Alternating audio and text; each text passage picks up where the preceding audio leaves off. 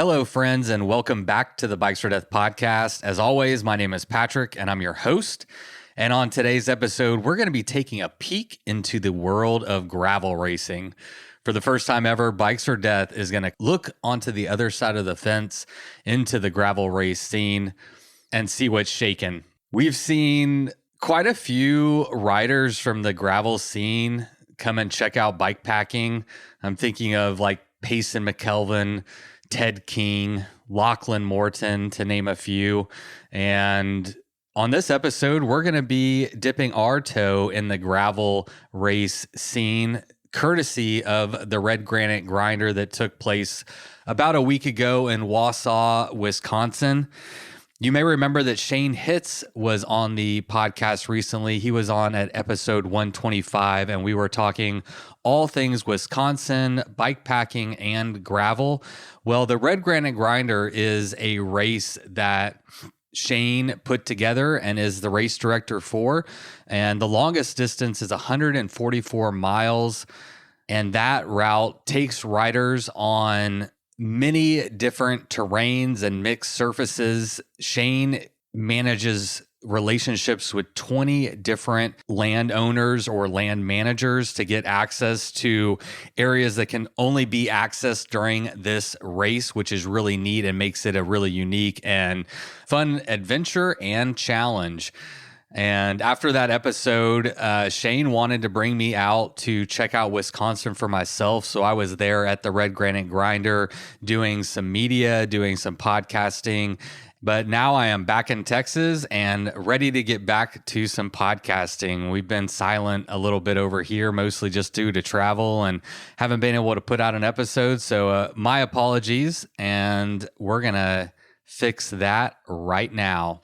So today's episode is going to be 4 different segments from people at the Red Granite Grinder. So the first segment is going to be with Chris Schatz, and he is a local who, as you'll be able to tell from his segment, has a bunch of stories about the area and could probably talk all day. So we start off with Chris. He's going to tell us a little bit about the area, and then we're going to speak with Maddie Rowe, who was the first place male finisher of the 144 route. And then we're going to talk to Maria Stats, who was the first place female winner of the 144 route. And then we're going to close it out with Shane Hitz, who again is the director of the Red Granite Grinder. And before we get into today's episode, I want to tell you about an event that Bikes for Death is hosting coming up in a couple of weeks. We are going to be at Mulberry Gap in Ellijay, Georgia for the first ever Bikes for Death takeover. We've been talking about it for a while, and if you've been on the fence, maybe now is the time to sign up. The weather is looking absolutely amazing. We've got a great panel of presenters, and the stoke is high. So if you've been on the fence, maybe now is a great time to check out the registration details. I'll put those in the show notes for you, but I'll give you a quick recap right now. Day 1 on Thursday, we're going to get there Thursday, November 10th. And we're going to be doing a bikepacking overnighter that's going to be very accessible, we hope, to everybody. We're going to have either 2 or 3 route options available, anywhere from like 9 miles up to like 15 miles. These are all very doable. Some are gravel only, some mix in single track. And so you will be able to pick the route that makes the most sense for you. We're going to have ride leaders on each one of these routes so that nobody will get left behind. Everybody will get their way to camp and everybody will have a good time. After we get back on Friday, we're going to be doing a lot of fun stuff. We have 3 great presenters lined up for you, starting with Scotty Lechuga. We also have Eddie O'Day, who just finished the first ever completion of the Eastern Divide route. And our very own Maxwell Johnston is going to be there sharing some of his favorite photographs, sharing some of his stories, sharing some photographs that didn't turn out. And he's also going to be sharing some of his tips on how to be a visual storyteller in the bikepacking space. And then after Maxwell's presentation, we're going to go on a little group ride and give people a chance to practice those tips. We're also doing a scavenger hunt, and we have live music with a local country artist. We've got beer and bonfire. We've got lots of fun stuff. It's all going to be a great time, and it's going to be even made better with your participation. So for more information about the first ever takeover, check out the link for registration info in the show notes, and I look forward to seeing you there in about 2 weeks. All right, well, let us take a moment to thank the people that make these episodes possible. We certainly couldn't do it without support, and we appreciate everyone who is able to support the podcast. Starting out with our latest group of new patrons, we'd like to welcome Tim Rowand and Steve Bishop. Thank you all so much for signing up to be sustaining members of the Bikes for Death podcast. Now, Hefe.bike is still matching contributions, so both of your contributions will be doubled thanks to Hefe Bike. And if you are interested in supporting these shows and making sure that they come into your feed on a weekly and consistent basis, you can find out how to support this show over at patreon.com/bikesfordeath. Now, today's episode is also brought to us by my friends over at Kuat. We always talk about Kuat on this podcast because they make the best damn bike racks on the planet. But when I was up in Wisconsin, I rode in snow for the first time. And a lot of the people that I met along the way are also heavily into cross-country skiing or all kinds of snow sports. And it made me realize that maybe I should let y'all know that Kuat doesn't just make great products for transporting your bike, but they also have a great selection of products to transport your snow gear to the hills, to the mountains, wherever you're going to go, and get them back safely. So if you're one of those crazy people that likes to go play in the snow, don't forget about Kuat. Go check out all the products that they have available for all you cross-training enthusiasts and all you snowbirds out there. And one of my favorite things about Kuat is their no worries warranty. They offer this on all their products, whether it's a bike rack or a ski rack. So don't worry, because with Kuat, they got your rack and they got your back. All right, everybody, that is it. Let's get into today's episode. But first, let's have my friend Miles Arbor kick it off with the Bikes for Death theme song. You load up your bike, you ride away from home. You could be with your friends or you could be alone. You ride for a day or maybe more. You just love being in the great outdoors. Everything you need is strapped to your bars, including that new pillow you got from Santa Claus. And then you think, oh shit, to yourself. You left that super lightweight tent on the living room shelf. Bikes for death. Bikes for death. Podcast. So yeah, where are you from? Where do you live? I grew up in Irma, and now I live in Bloomville, so we're north of here.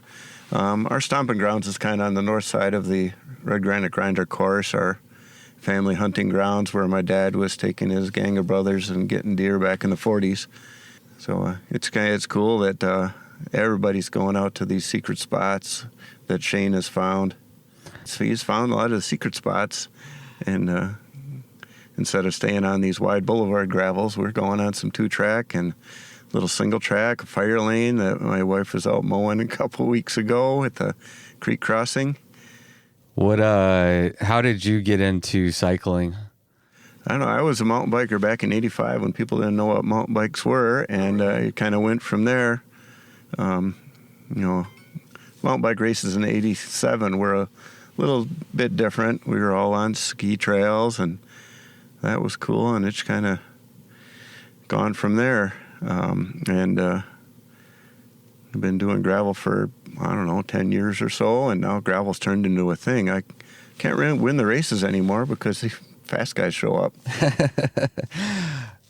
So have y'all seen like the gravel scene kind of explode out here? Yeah, it used to be a fringe thing with a handful of races. There's one I've put on for over 10 years, and it's starting to be a little bit of a thing. We only charge $25 for it. But yeah, there's gravel all over the place. What race do you run? That'd be the Burger 95. It turned into a 2-day stage race this year because there's this young feller who's so young. I went to high school with his dad. Casey Hildebrand is a fast national cross guy, but we made it a 2-day stage race with a 95 mile and then a 125 mile. And it turned out it was so tough. There were only about 4 of us who got the 2 days done. Oh, wow. And we have a free one in June, the TTT 103 that goes over Wisconsin's highest point, which is like 1,950-some feet. It's not a mountain, but it's a climb for us. Where I come from, that's a mountain. Okay. We'll count it. I come from Texas where, we don't have much elevation gain there either unless you get out in like far west Texas.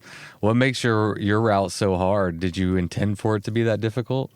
Well, we didn't want to keep it all on these boulevard farm gravel.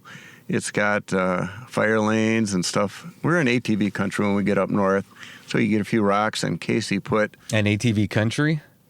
Yeah, there's ATV trails all over the place. Yeah. And one thing that's kind of crazy about this area, I've never seen it anywhere I've ever been in my entire life, but there's a bunch of roads that are designated for ATVs or... I don't really even understand what's going on there, but I guess essentially ATVs are allowed on public roads in a lot of areas here. Yeah, that's kind of been a change in the last 10 years politically, where ATV clubs have asked permission to get on certain roads, whether it connects town to town or bar to bar.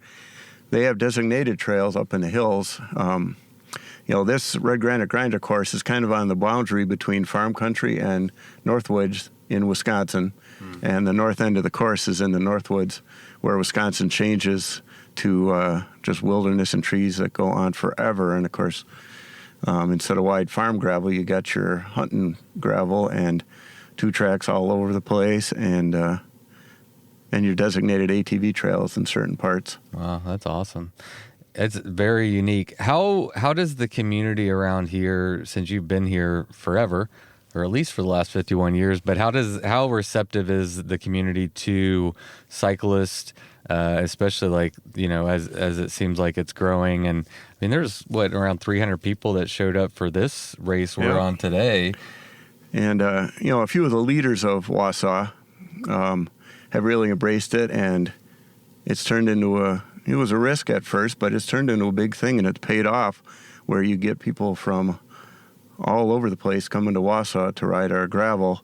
I'm from the little town where you kind of nurture the relationship with your traditional northern Wisconsin hunters and ATVers, and I'm friendly with them out in the woods. And when I'm putting on a mountain bike race in Lincoln County and the bear hunters are running dogs that same morning, I just wave and say, "Keep it interesting. We're doing a race." But we've had them chase bears right through the race sometimes, and it freaks out the city slickers a little bit, but I think it's fun, and that's why people come up here. Yeah. And our mountain bike trail overlaps with the horse trail, and I coordinate with them, and it works out. Yeah, because you kind of got to do that, and people have respected the trail. Yeah. Yeah, we all, I think, outdoor recreation, there's a lot of ways to do it, and it's a good idea to respect other people, and hopefully they'll share that respect back to you for sure. Have you done much riding in other areas? Yeah, I did that Sky Islands trip with Shane in March, and we get down to Arkansas, and we'll do 3 Thanksgivings in a row by Brown County, Indiana, where they have a real cool gravel Saturday after Thanksgiving, which is our kind of stuff, where it's gravel roads, but hills and single tracks and just muddy ravines and just some crazy stuff in there. Yeah. And we spent a lot of summers up in the UP of Michigan, where we've been building trail, and I've been getting around for forever. I remember going to college in Colorado in '91 when it was still an infant sport and fringy. I wonder how you got into cycling in the very beginning. Living out here, I can't imagine in '87 or whatever you said it was, there was a vibrant cycling community and, lots of mountain bike trails. So I'm kind of curious how you even found yourself in that scene at such an early stage. I mean, it's even early in mountain biking. Yeah, it kind of started through a few Nordic skiers, got into it, and we were using our same Nordic ski trails back then for riding because there was no single track. The Schwamigan Fat Tire Fest had been going on for a while, and that turned into a big thing. You know, by today's standards, it's kind of a road race on gravel roads and big wide ski trails, but it was pretty cutting edge at the time.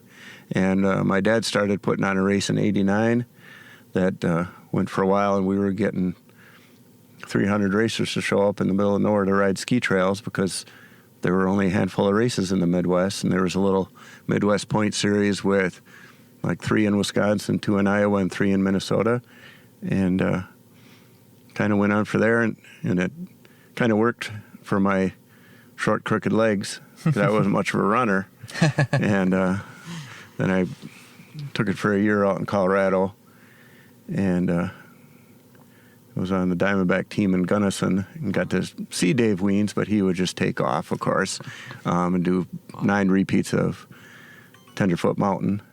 Legendary, man. Legendary. So, the Red Granite Grinder, how many times have you done this one?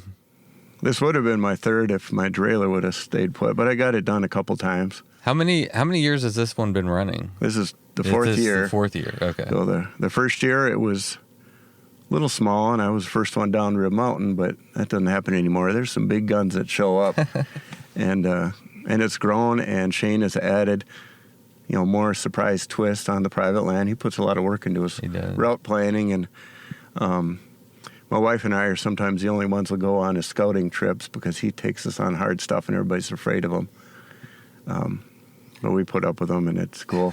But people see the 3 of us on a ride on Strava, and they're like, "Oh, I'm glad I went on that thing," because we'll be on some sandy ATV trail up in northern Wisconsin, just checking it out for the first time to make sure anybody else would want to go. Right. Shane seems to have a reputation for, hard, challenging routes that kind of turn off other riders, is what I'm learning through talking to other people. Is that accurate? Yeah, we both have a bad reputation for that kind of stuff. My friends have turned my name into a verb. If some bike is wrecked or somebody's been wrecked on some hard ride, they just say you've been shotsed. Oh, you've been shotsed. And now that you've been shitsed. Because that's Shane S. Hits is shits. Yeah, when he borrowed his wife's car to go out to Arizona, it said Mrs. Hits. I know, I saw it last night. Of course, that turned into Mr. Shits. Mr. Shits, yeah.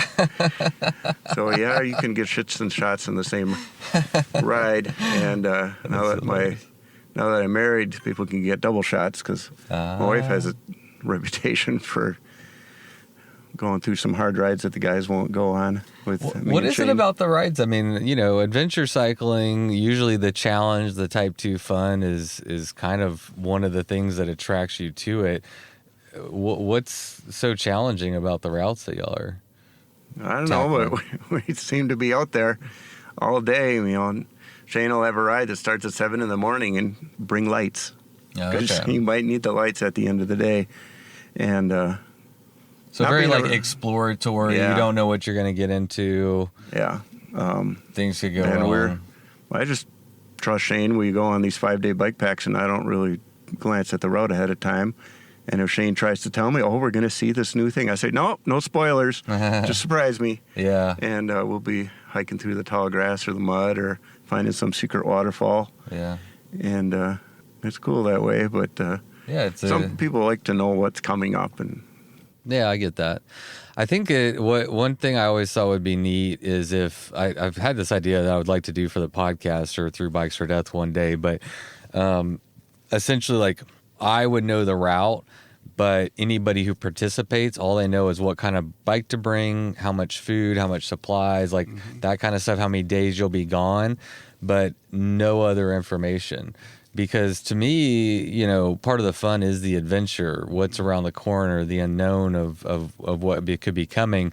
But then you have the safety net of like, well, Shane has a route. Shane knows what's going on. So you can just sit back and enjoy the experience, see something new. And, we live in a day with so much technology and so much information. And that's wonderful because it's getting more and more people into cycling and out on their bikes. But I think there's a lot of value for me, at least, in that being surprised by something. Yeah, that reminds me of the Trans-Iowa, where you get your paper cue sheets and your odometer reading, and that got you 50 miles. And then you got the second set of cue sheets out in the middle of the boonies, and that got you the next 150 miles or whatever. And then you got your next cue sheet, so nobody knew the route, but you just had to trust Guitar Ted's route, and eventually those cue sheets were spot on. Yeah, that's always awesome, man. That's awesome. So what route were you doing today? I was on the 144 today. How would you, for people who aren't, familiar, just listening, and how would you describe the 144 course? So maybe you didn't see the whole thing this year, but you've done it before. Yeah, it's similar to last year, and there's a write-up with the history behind it on the Iron Bowl website. But it starts with, one day a year climbing over Rib Mountain, which is a mountain for us, and you hike a mile and a half in a conga line with people. Then some more gravel, some ducking through some 2 tracks in the Wausau School Forest, and 9 mile. Then a lot of wide farm gravel, great, colorful leaves. Single track right here in Edgar, which is kind of some old school Rudy stuff, right when you think you're on a road ride. And of course, they took a railroad grade into town here. I was just in that single track area taking pictures. Is that the place I was in taking pictures of? Yeah.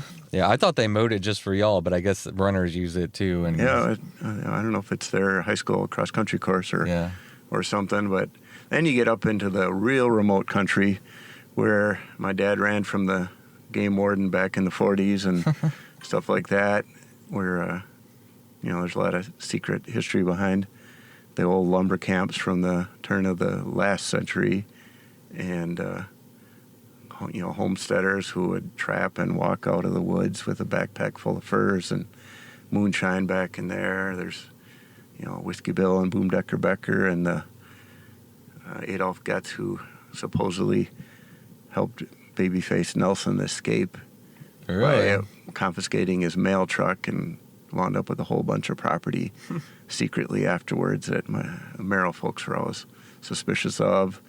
And you go on some railroad grades in there, and back through the farm country of the Pomeranians back into Wausau and Billy Goat Hills near Brokaw, where you're seeing the gravel that makes this a red granite grinder. This unique kind of gravel that gives us great gravel, roads around here. And then you're into the big city again. Yeah. As far as I'm concerned, it's a big city. So one thing that, the area here is beautiful. Like you said, the leaves are changing. In Texas, we don't even have fall. We go from summer to winter, and we just skip all the leaf changing and the beauty. And yesterday we went on a ride, and it was snowing. It's the first time I ever rode in snow, and all the trees were dusted with snow. And it was magical.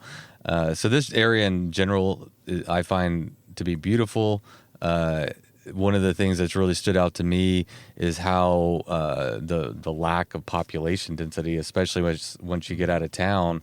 You'll go and not see a house, not see cars, not see people for, hours. Yeah, you go on a ride and you'll see a car an hour. Mm-hmm. And, we're on the fringe of, real snow country, where there is fat bike grooming all over the place in northern Wisconsin. Wausau's got a few, couple spots. I groom 5 to 25 miles. And then Rhinelander has a couple, and Minocqua's got a couple, and then you're in the UP, and there's more grooming. You can spend just so much time riding single track in winter. Yeah.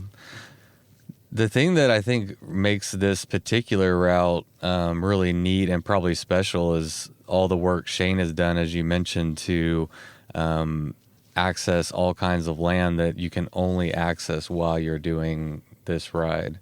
Do you know about some of the places he's accessed that are pretty neat? Yeah, and from the last year's route, I know they took a private land route past a remote lake, and Shane had a few chance meetings with the landowner out in the woods and talked his way. He's got a soft touch when he's negotiating things, and got permission to do it. That's the hard, time-consuming stuff about making a route, is dealing with a lot of municipalities and getting everybody coordinated. Mm-hmm. He puts a ton of time into it. You see his Strava, and he's all over the place, scouting things and exploring, and he's not getting tired of it yet. He's got a ton of miles on him. Yeah, he's a strong rider. I was riding with him, and that boy can ride. Yep. What's your favorite thing about the Red Granite Grinder in particular? Well, I like all those surprises. I was really looking forward to riding this single track here in Edgar before my derailleur disappeared, but I'll be back, and this is my neck of the woods. I don't need to ride it just on race day. And then the secret spots up in Newwood, the county land that is just goes for miles and miles and miles with no building. And going down Rib Mountain was fun. I still got to do that. Yeah, Rib Mountain is sweet. It was all dusted with snow this morning. Yeah, and that downhill, open just one day a year, is he always separates the roadies from the mountain bikers, and you can tell on the downhill who can jump over the railroad ties and who's going to gingerly, sneak around them. So that's only open for this race? Yep. Because it goes through a state park, and the mile or two that we walk up there, it'd be tough on a beefy mountain bike. Mm-hmm. So it's probably good that it's a hike. People could try to ride it, and people racing through those, twisty rocks would be kind of a disaster. So we just get in the conga line, and we're patient because it's a 144-mile ride. You can just chill and start racing after that. Yeah. Give your legs a rest for a second. Yeah. It's or use some different muscles. Yeah, it's a bit of a trick, walking slippery rocks on bike shoes. Some are kind of up and down. I remember the first year of this thing, the leader scooted up Rib Mountain, but he was on road shoes with probably look pedals with that big cleat that is like tap block. shoes. Oh, yeah. And so I scooted past him on the walk. So I was in the lead for a while. But that was last year or this year? That was the first year of this event. 3 years ago. Last year, I was on the Fargo, so I got the KOM down the mountain. Okay. That was a very forgiving safety bike, but it's a trade-off, Riding blacktop with a Fargo with the 29 plus tires, you work a little harder, but on this single track here and going down Rib Mountain, it's a fun bike. So what were your goals going in today's race? What bike did you bring? It looked like you brought you had some bags on it and stuff. Yeah, well, I needed somewhere to put my jacket. Going through town, I had the jacket on, and as soon as I hit Rib Mountain with that 2-mile climb, I unzipped and then took it off at the top. My goal was just to get done and have fun. There were 5 of us race directors who put together a thing called the Iron Bear 1000 because we all knew each other, and we had races going on all across northern Wisconsin, and I was the last man standing. So nobody's going to finish the Iron Bear 1000 this year because my bike broke, and just as well. So I wanted to get done and have a good time. What happened to your bike? We were just entering a little bit of new single track or 2-track Shane found behind State Park Speedway, and suddenly the derailleur was off. The hanger broke. I don't think his stick got in there or what. Think you just mashed it too hard? Might have mashed it too hard. That was a derailleur hanger we had just put on because last week I was doing the next to last event in the Iron Bear 1000, and I'd ridden tens of thousands of miles without crashing, and some little bit of gravel as I was having a conversation, down I went, and my helmet was broke. And the bike might have taken a hit. We thought we had her fixed. So it could have been just one of those quirky things where your little derailleur hanger is your weakest link. Did you? I guess you didn't bring an extra one, huh? That was the spare. That was the spare. Yeah. Okay. Because the week before, I lost one. Okay. Okay. Yeah, I've lost. It's really embarrassing, but because of Bikes for Death, I'm always taking pictures, and so I broke more derailleur hangers than I care to admit from the bike falling over and just snapping it. So I've definitely learned to always have a couple extra derailleur hangers. Yeah, on the Fargo, I've got the whole spare. I don't know what that's called. That big adjustable hanger that they put on there. The alternator or something. Alternator dropout. Maybe. Because when you ride in non-traditional trails where there could be some sticks or who knows what, stuff can happen. Yeah. I had to spare through that whole 5-day bike pack in Arizona where Shane was taking us on Arizona Trail. He went above and beyond the regular Sky Islands trip. No mechanical difficulties for any of us. And then I was on a little race around Wisconsin, and there it went. That's a bummer.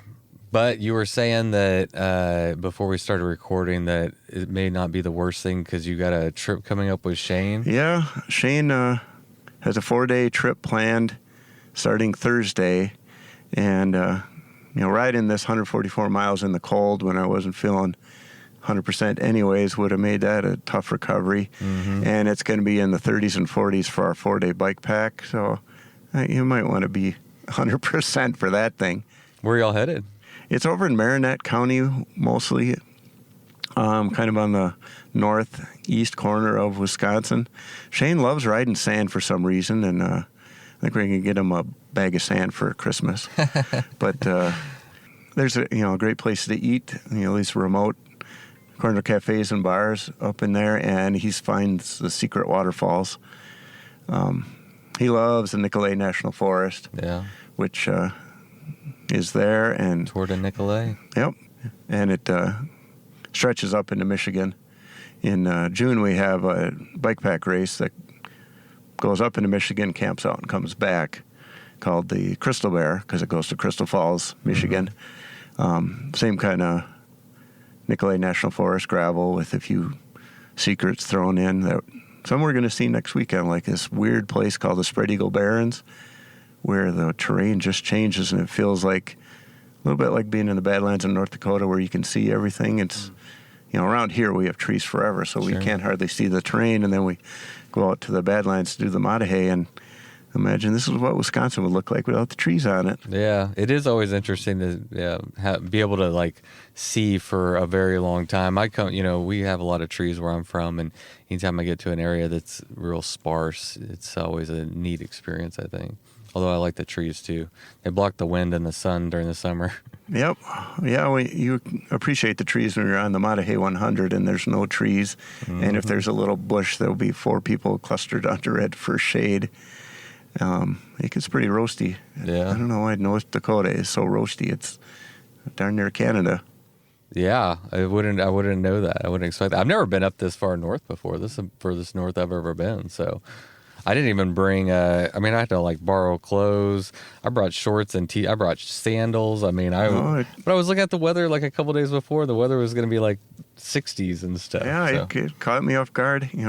Every year it gets cold and it catches us off guard. And yesterday I was at school and the kids look out the window, it's snowing, as if they'd never seen snow before. But every year, first snow of the year, people act like they'd never seen it before. Well, good. I'm not the only one, because I looked out the window of my hotel yesterday. I was like, it's snowing. I sent my daughter a video, it's exciting. Well, appreciate it, man. I'm going to get back on course and catch some of these riders. Sorry for your misfortune, but I appreciate you filling me in on some of the local knowledge of the course and just the area. I'm really, really enjoying my time here. And all the people are super nice. Yeah, it's Midwest nice, they say. I don't know. I grew up here. Yeah. I guess we're nice. People say that about Texas too, and I'm like, yeah, I guess so. But I grew up here, so I don't know anything different, and I didn't expect people to like be mean. The thing that's really surprised me, though, in a good way, is how slow everybody drives here.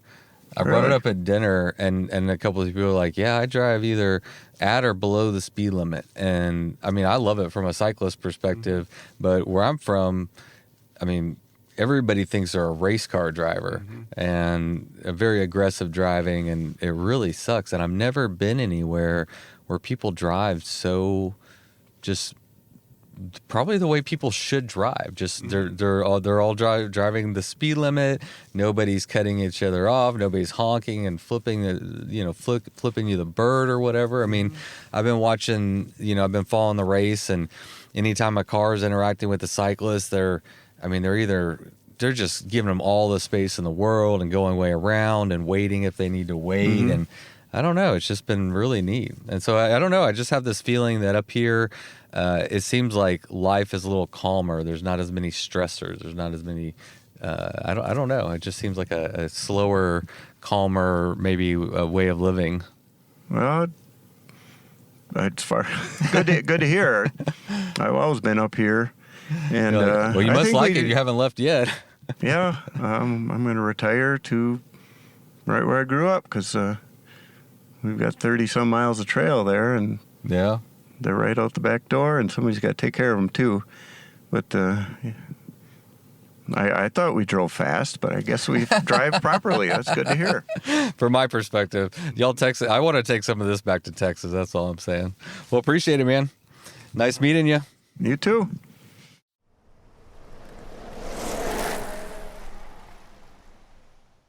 Matty Rowe. How you doing, man? I'm doing good. I'm so good. You back in East Texas? Yeah, I'm pretty east. I'm like right on the border of Central and East Texas. But I guess you're maybe thinking about my race, the East Texas Showdown. Dude, the craziest thing, somebody just hit me up to put together a training plan for that, so I was checking it out. And then I was looking you up a little bit, and then I realized, Jesus, this is your race, isn't it? Yeah, that's mine. So somebody contacted you to help develop a training route or a training plan for my race. That's exciting. Yeah, they said, I've never done this. I've only done the MS 150, and I want to do not the bigger one, but the slowdown. Okay. Yeah. Yeah. So she didn't have a power meter, very little experience. So I just put together like a ride-a-lot plan.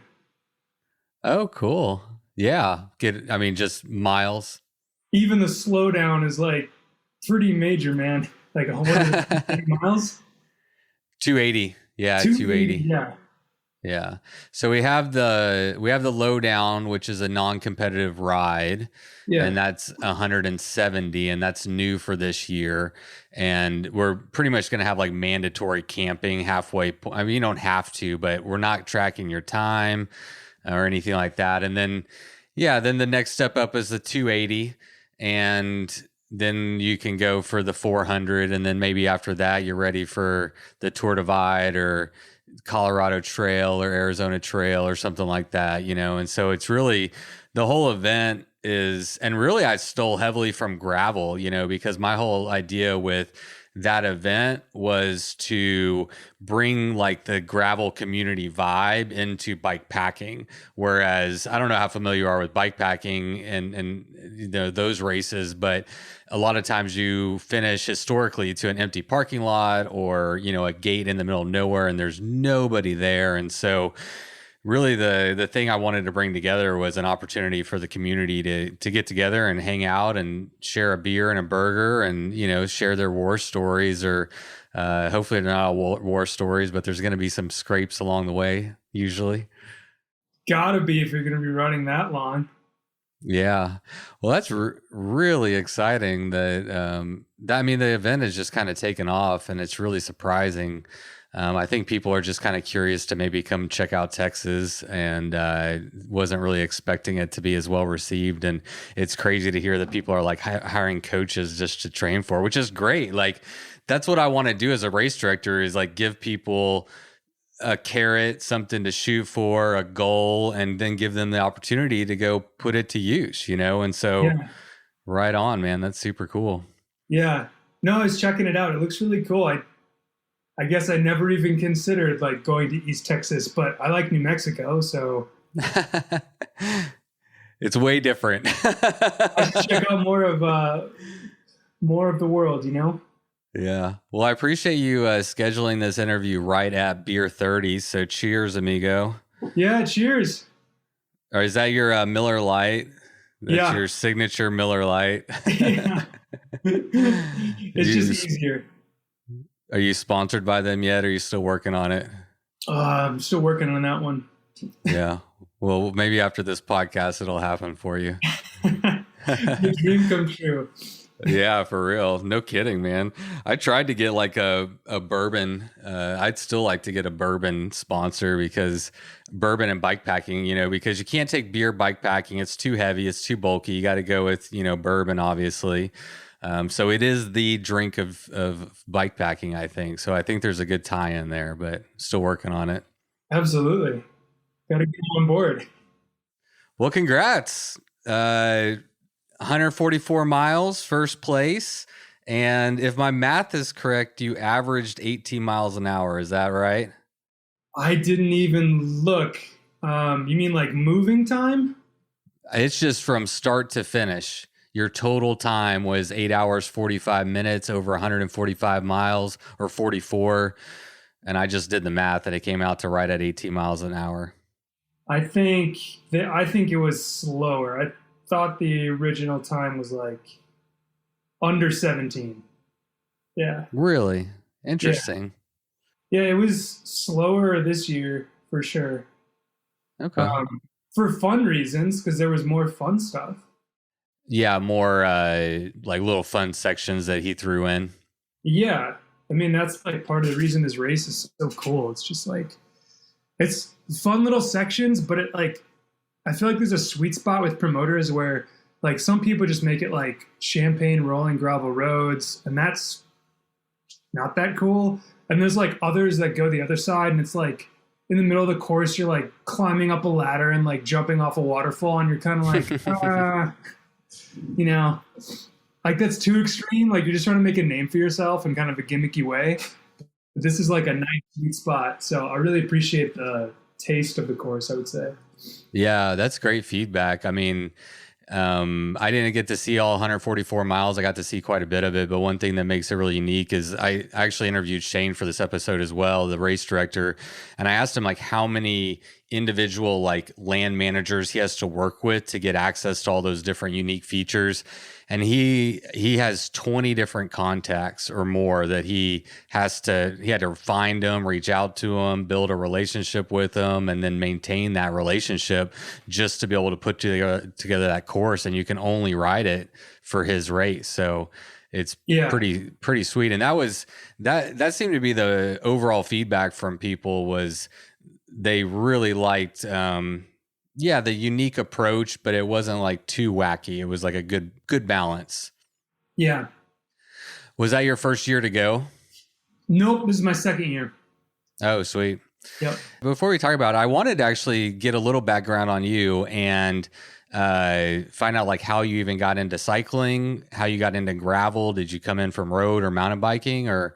Yeah. So I came from the road. I still race road actually out in Colorado on a team called Team Rio Grande. So they do they're like a Cat 1 team that does all the NRC stuff. But I'm kind of unique in that I came to this sport pretty late. Like I was a cross country skier. I got into that in Wausau. That's where I grew up. I grew up in that area. Oh. And with that finish, actually, where you took that photo, that was like my high school driving route. Like I literally lived a couple of hills back. in that picture. No way. Yeah. No way. That is a beautiful area.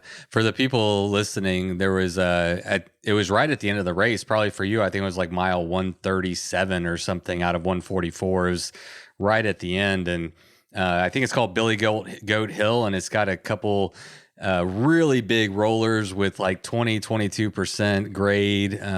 It's a real kick in the teeth at the end of a already long day, I would think. But you three, go ahead. I was laughing to myself because I was one of three, and this guy Hayden Pucker, super strong young kid. We were going up the middle Billy Goat, and he was like, we were kind of spread across the road, and it's so steep. And he was on the left side, like going up. And I can remember in high school, like ripping my 92 Honda Civic over that crest so hard that I would get a little air. And I just have this flashback, and I just yelled at him. I'm like, you need to get to the right, man, because you have no idea what kind of wahoo is going to come through here. And if somebody rips over that hill, they're just going to they're not going to be able to stop. So you need to get over. But I was just laughing to myself because it probably looked to him like I was like trying to make him go like farther across the road and slow him down. No, I saw some creative driving. Well, I posted up on that one shot to get those pictures for about an hour and a half. And I definitely saw some creative driving that was happening. So there's nothing wrong with. So when did you make the move over to gravel, and what kind of brought you into the gravel world? Last year, my first race was Unbound. So I did that, and that was, I had a pretty terrible race. It was super hot. I didn't know how to hydrate. And it was a kind of year where you, like, as you're riding, it goes after about mile 150 to a race to like, basically everybody but three people are just trying to finish. And you just see like people like taking naps under trees and dying and cramping and like standing and looking into the sunset. And you like, you pass people and you're like, hey man, are you okay? No answer. And you're like, all right, good luck. Do you want me to call somebody? Yeah. Blink if you're alive. Yeah. Give me a little something here, bud. And I'm just a strange person that way. I just fell in love with it. Like, it's such a, gravel to me is like a play. I kind of see it as three distinct stages. The opening act, the middle act, and the last act. So there's so much that can go on, so much that goes into every race. I love the roads they take us on. The vibe compared to like road is so much better. It's so much more friendly. I've always thought if I have a bad race on the road, you just feel horrible. You just, and like you've invested so much, you probably traveled somewhere and spent a lot of money, and then like everybody's so cutthroat, and then you just get dropped and like no one wants to talk to each other, and maybe it's not even that cool of a course, so you just get pulled. But like in this last weekend, if I would have had a flat or something else would have gone wrong, like worst case scenario, I'm just having a nice long ride in beautiful central Wisconsin in the middle of fall. Yeah. Worst case scenario. Yeah. You can handle that. Yeah. Worst case scenario. And at the end of it, there's a party and I can grab a beer and a burger, like you said, and it's a great time. So that was just last year, and I just have continued to kind of travel around. I do have a family, so, I can't necessarily justify doing it every week, going weekend to weekend to weekend to weekend, because it's very logistically demanding and expensive. But yeah, I just live for this stuff now. It's just so fun. Are you racing professionally? What do you do for a day job if not? My day job, so my primary job is Training Peaks, and that's endurance software for athletes and coaches. So yeah, that's my main job. And then I saw gravel getting big, so then I started a coaching company called Gravel God Cycling. Yeah, I saw that. Yeah, so I've got into that, and I have about, depending on the season, like 15 to 20 athletes. And that's about as much as I can handle with a full-time job. But I also do lots of training plans. So one thing I like to do is I like to go to events. I like to write big, long-form stories that get terrible SEO and low clicks, but people like to read, and then I write them up. So, yeah. So when you say Training Peaks, is Training Peaks your business? Do you work for Training Peaks? I'm an employee for Training Peaks. It's not like my business. Yeah. Yeah. Okay. Cool. Yeah, they're pretty well known. So you are the gravel god.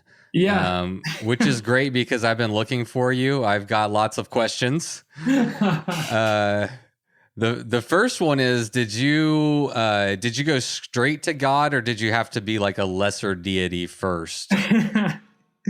Honestly, I'm just very into alliterations, and I was trying to come up with a catchy name, and I was thinking gravel what? Like like soil something, gravel, like what am I gonna call it? And then like I was like, oh, Gravel God Cycling. And I'm like, that makes me sound like such a puke. But I was like, I'm like, whatever. Like, I'll just do it. It's catchy.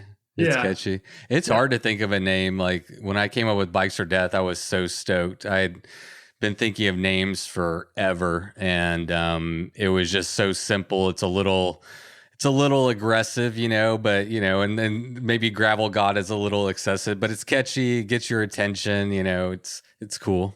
Yeah. There's so many companies that are just like, I don't know, fitness cycling or something else. Right. Like yeah. So maybe what you could do is have like stages, like you start as like a priest and then you work your way up to like an angel. And then like one day you can be a gravel god or something. We need to work on, that's a different training plan, I guess. Yeah, I like that idea. I'll have to integrate that.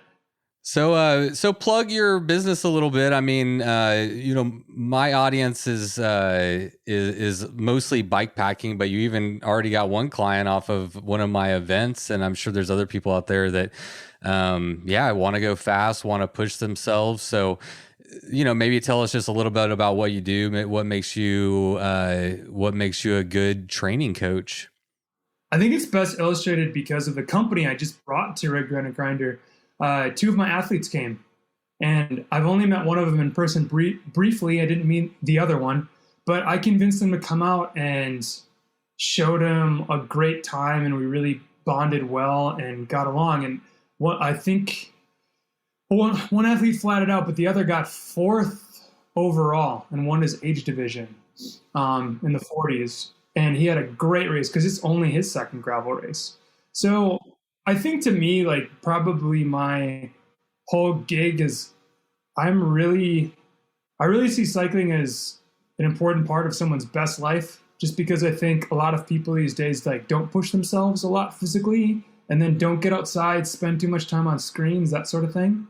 So I think there's so many synergies in like getting into cycling, and even if it's not like you want to be a gravel guide, even if you've just been on the couch and you see people riding and doing cool stuff, I'm all about that like lifestyle development and making cycling a part of someone's life.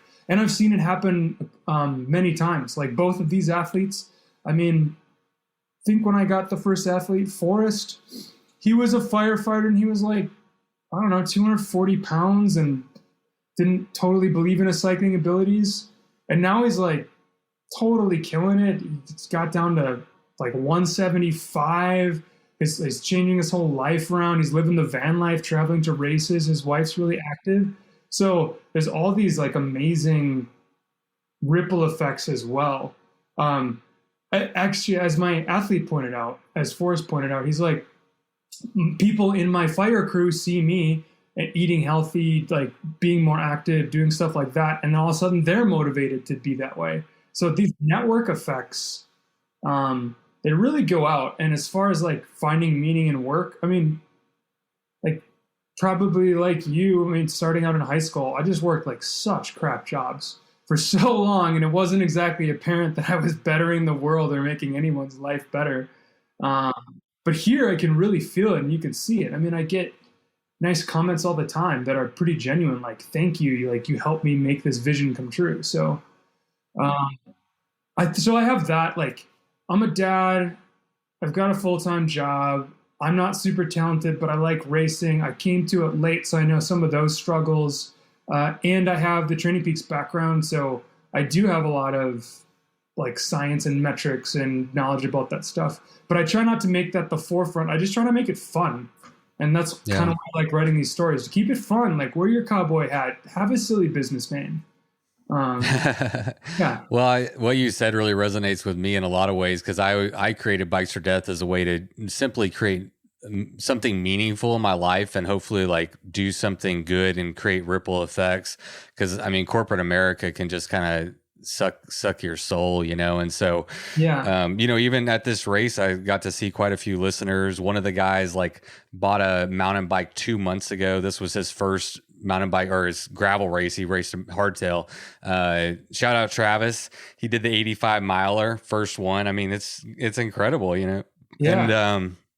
And I just love to see it. It's so enriching to be able to like actually see something good come out of what you're doing, and it just feels good, It's like, okay, this matters.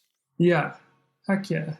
Yeah. So we'll plug it. That's gravelgodcycling.com. If anyone wants to go holler at Maddie, and he'll talk to you about how you can be fast. One of my hashtags is pro slow, so you won't get me I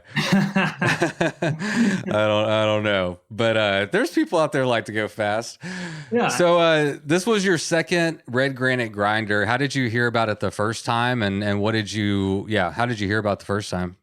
I think I got a bunch of Strava KOMs the summer of 2019. I upset a local, and then he invited me to come out for the Red Granite Grinder. His name, shout out to Labi Shabani. So Labi kind of made me aware it existed. And so I came out last year. Was he also at the race and wanted to like go toe to toe with you? Like what was going on there? Yeah. I mean, he's hilarious. He's so strong. And his family owns restaurant chain in the area, Blue Willow, which ironically coincidentally, that's like where I went after like to Sunday brunch every Sunday my entire youth, which I had no idea. But yeah, he's super fast and he kind of likes to talk some smack. So the night before he was like, I'm writing your name in blood on my forehead. I'm coming for you. I can dig it. Might as well make it fun. Yeah. So how'd you do that first year? What was your place, your result? I won the first year. Yeah. I won Oh, last nice. year. And it was 144 that year? Yep. How was the course the first year to the second? Did you notice much of a difference? Which one did you prefer? I preferred this year. I think so last year was really nice, but I think I like gravel where it is a little bit more gnarly. The snow was cool.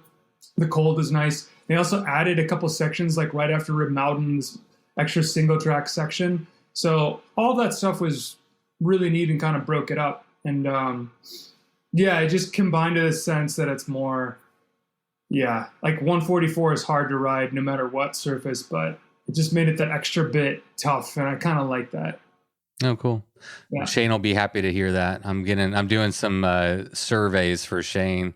Nice. So, what was your goal going into this year? I mean, obviously to do well, but I mean, maybe not goal, but what was your strategy? What is your strategy whenever you're approaching a race like this? Do you let other people make the first move? Do you try to push the pace? Like, how do you approach one of these? Well, this is so unique because of Rib Mountain. There's that pretty significant climb like right off the bat. So this year and last year, kind of my strategy was just go as hard as I can and try to create a selection and assume that some people are going to catch you, but you're going to thin the field down right off the bat, which plays well for me because I don't I don't spend a ton of time doing only off-road stuff. Like I don't have a background in like mountain bike racing. It's more road. So if I get on a trail packed with other people, I have a real hard time. Like I'm much more nervous. I'd rather be like out front being the first person hammering than trying to like stay behind somebody and then I can't see what's going on. I might hit a rock or whatever. It just doesn't suit me as well. So that's always my strategy. And last year, I don't think anybody even noticed that I went off the front and got a gap for a while. This year, lots of people knew. Labi definitely knew and went after me. But by the top, I still whittled down the field of guys to like 3 behind me. And then I had a secret weapon because we looked at the weather the night before and we said, hey, the rocks on top of Rib Mountain are going to be slippery. We're going to be in mountain biking shoes. So we all bought Yak Tracks and put them on. What are those? I guess some kind of grip for your shoe, but I'm not actually familiar with them. Yeah, it's like a webbing with metal spiral around it. So it's just like a shoe cover. You put that on, and it just digs in. It's designed for ice. So, like as soon as I got off the bike and started running on that, I never even worried for a second that I was going to slip. It was like Spidey feet, and that made a huge difference. So I just got a Gap, and then my hope with my athletes was I was going to try to get a Gap. And then I assumed I was going to get caught, but hoped that as soon as they caught me, they would counter. And then we would keep breaking away, and we'd finish with the Beatles playing and Angels handing us Miller Lights handing us across the finish line. I bet it all went according to plan all up until the very end when nobody was handing you a Miller Lite from heaven. Everything in between that seemed to have gone pretty well for you. Yeah, it went well for me. Unfortunately, my athlete Forrest had 6 flat, so that wasn't the best day. Whoa. Yeah. What do you think was attributing to that? His tire selection. Yeah. Yeah. He was running. Do we want to, what were they? Rene Hurst, Bone Johns. Oh. Yeah. I guess that's I don't even know. I run the Oracle Ridge, and I've heard like hit or miss stuff with the Rene Hurst. Mine have been great. I've taken it bike packing, and I went on a ride today with my buddy, and I'm like, I legitimately cannot remember the last time I got a flat tire. Like I got a hole in my tire in 2019. I plugged it with bacon and sealant, and it was fine. But I cannot remember the last time I legitimately had to throw a tube in my tire. Equipment is like so good now, it seems like. You're living a clean life, man. I don't know what Forrest did wrong, but well, like send him to my Colt. Punishing. Yeah, send him to my Colt. I'll fix him. Yeah. Were you? Shane told me about a group last year. I think it might have been on Rib Mountain where he was talking about it, where there was 2 different lines you could take, and he said one of the group, like there were some people that went up the night before and scoped out the 2 different routes to see which one was worth taking. Were you one of those? We looked, but we only walked in like 15 feet. And then we're like, we don't have time for this. Because it was snowing the night before. So we're like, and then we went back down. Okay. But I did get the down low because later that night I had some bad shifting on my bike. I'm like running SRAM electronic. And so I was flipping through it and it wasn't working. And so we tested it with battery, and I tried to put the battery back on, and my derailleur died. So then at like 6:30 at night, I was thinking, I'm not even going to race tomorrow. But I called Rib Mountain Cycles, a local shop, and I just prayed they were having beers after the shop closed. And then this guy picked up, and he's like, I'm like, hey, I'm racing tomorrow. I'm screwed. Do you have this derailleur? He said, I have 1 left, and I'll hold it for you. So I went in and bought it. And then while we were in there, we're like, by the way, what do you think about the left and the right on this course? And he said, I would go left. So that's what we did. Man, you are the gravel god. It's like you just like part the sea and it just like opens up for you. Like bike shop closed, not a problem. Got the derailleur? Sure. Which line do I take? Sure, I got that too. What else do you need, man? Hey, it doesn't hurt to be lucky. I had a guest on the podcast, Jacob Laus, and it's kind of a long story. I'll try to make it brief, but he was about to tap out of a race, and it was a 380-mile race in Arkansas. And one of his issues was resupply. He was in the middle of nowhere, and the place he was trying to get to was closed. And he was like, he made the decision. He's like, I'm going to stick in it. I'm just going to like go and sit at this gas station. I'm going to wait for him to open in the morning. And, I'm not going to be pushing because I think he got second overall, so he was, pushing a pace out there. He's like, I'm going to not be, podium or anything like that. And so he went ahead and went up there. And the store owner came back because they forgot something at the store, and they let him in to resupply. And then he was on his way, and he went on to get second place overall, first place single speed. And sometimes, man, just luck. Luck doesn't hurt. Yeah, luck really helps. Yeah. So how did your race go this year? Did it kind of play out the way that you wanted it to? Yes. Well, I did creepy parallels with last year. So last year on my shakeout ride the day before, my headset broke on the bike.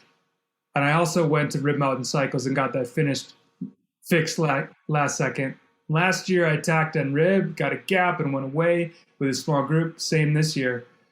And last year, in the Billy Goat Hills, I broke a spoke on the very last Billy Goat where you took that picture. And I didn't think my wheel would turn.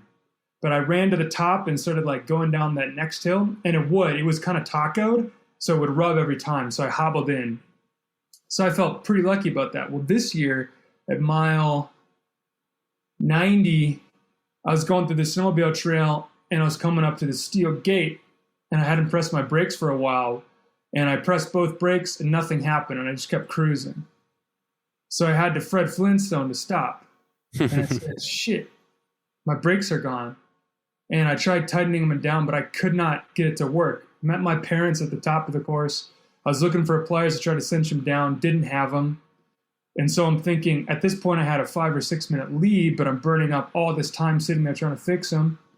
So then I'm just like, well, I guess if I just look ahead and like Fred Flintstone, put my foot down, I'll stop eventually. I can probably make it back. If I win, I don't know, but I can probably make it back and I have a lead, so I might as well try. Hey, man, brakes slow you down. Yeah. Yeah, don't break. If you break, you lose. That's what Mario Cipollini said. New training plan. Which was great, but after, like in the last, I would say with 15 miles to go, I got caught by Hayden and Adam. I thought that I was going to be able to cruise in because I thought I had a lead. Hayden hadn't brought his tracker, so all the information I was getting was there was just one dude behind, you're fine. But then on one turn, I looked back and I saw two specks rotating in the distance, and I thought, oh, shit. Wow. They're coming for me. They're going to kill me. And I was so sick of eating sugar, but I smashed 2 gels, and I'm like, they're going to try to kill me in the Billy Goats. So I've got to at least try to hang. But that wasn't what I was really worried about. I was more worried about how the hell am I going to make these turns? Like, because right after the top of the last Billy Goat goes down Hillcrest, there's that turn. I don't know if you remember, but it's like downhill and then a 90 left. Yeah. And I didn't know if I'd be able to fret it. So we got past the last aid station. They attacked. I held on. They attacked again. I held on. Came up to you, attacked, held on. I made it around that turn. We went up Brokaw, attack, held on. And so then it's just all 3 of us, and it's just a downhill going into town. And I thought, oh, I don't know how I'm going to beat these guys. Like, I don't really have any moves. But I am an old man now and have raced some bike races. So I had an idea. The kid was super strong, and he was pulling all the time. So, and I was second, and Adam was third. And as we're coming up to a downhill, I thought, I'm going to pull an old man trick and see if this works. So I let Hayden go until he was starting to really pull away. And then I turned back to Adam, and I said, hey, you just going to let him ride away like that? And then Adam came around me and started going down the hill. I sprinted as hard as I could into the hill, super tucked, went into his draft, popped out, going about 5 miles an hour faster than him, and shot down the rest of the hill. Looked back, I had dropped him. It was opened up like a 50-meter gap, and then I pulled up to Hayden's draft and immediately tried attacking him and getting away. But my legs cramped, and then Hayden just pulled up to me and kept pulling. He didn't attack me. He should have, but then he kept pulling. But I dropped Adam. So then I thought, holy shit. I was certain I was going to be third, but now I'm second. I still have no idea how I'm going to drop this kid, though. There's no way. We got on the bike path. It's so curvy. I'm Fred Flintstoning. I'm giving everything just to like B3 bike lengths off of him. And all of a sudden, we're dodging these people on the bike path. We come up to a sign that says, go left for the for Iron Bull. Iron Bull left.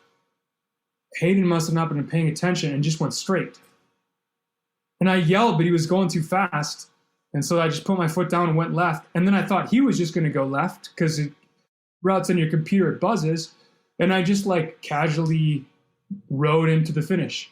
And to my utter shock, as I came into the finish, I heard the announcer go, Matty Rowe, second consecutive year Iron Bull champion. And I could not believe it. Wow. That's crazy. Yeah. That's really interesting.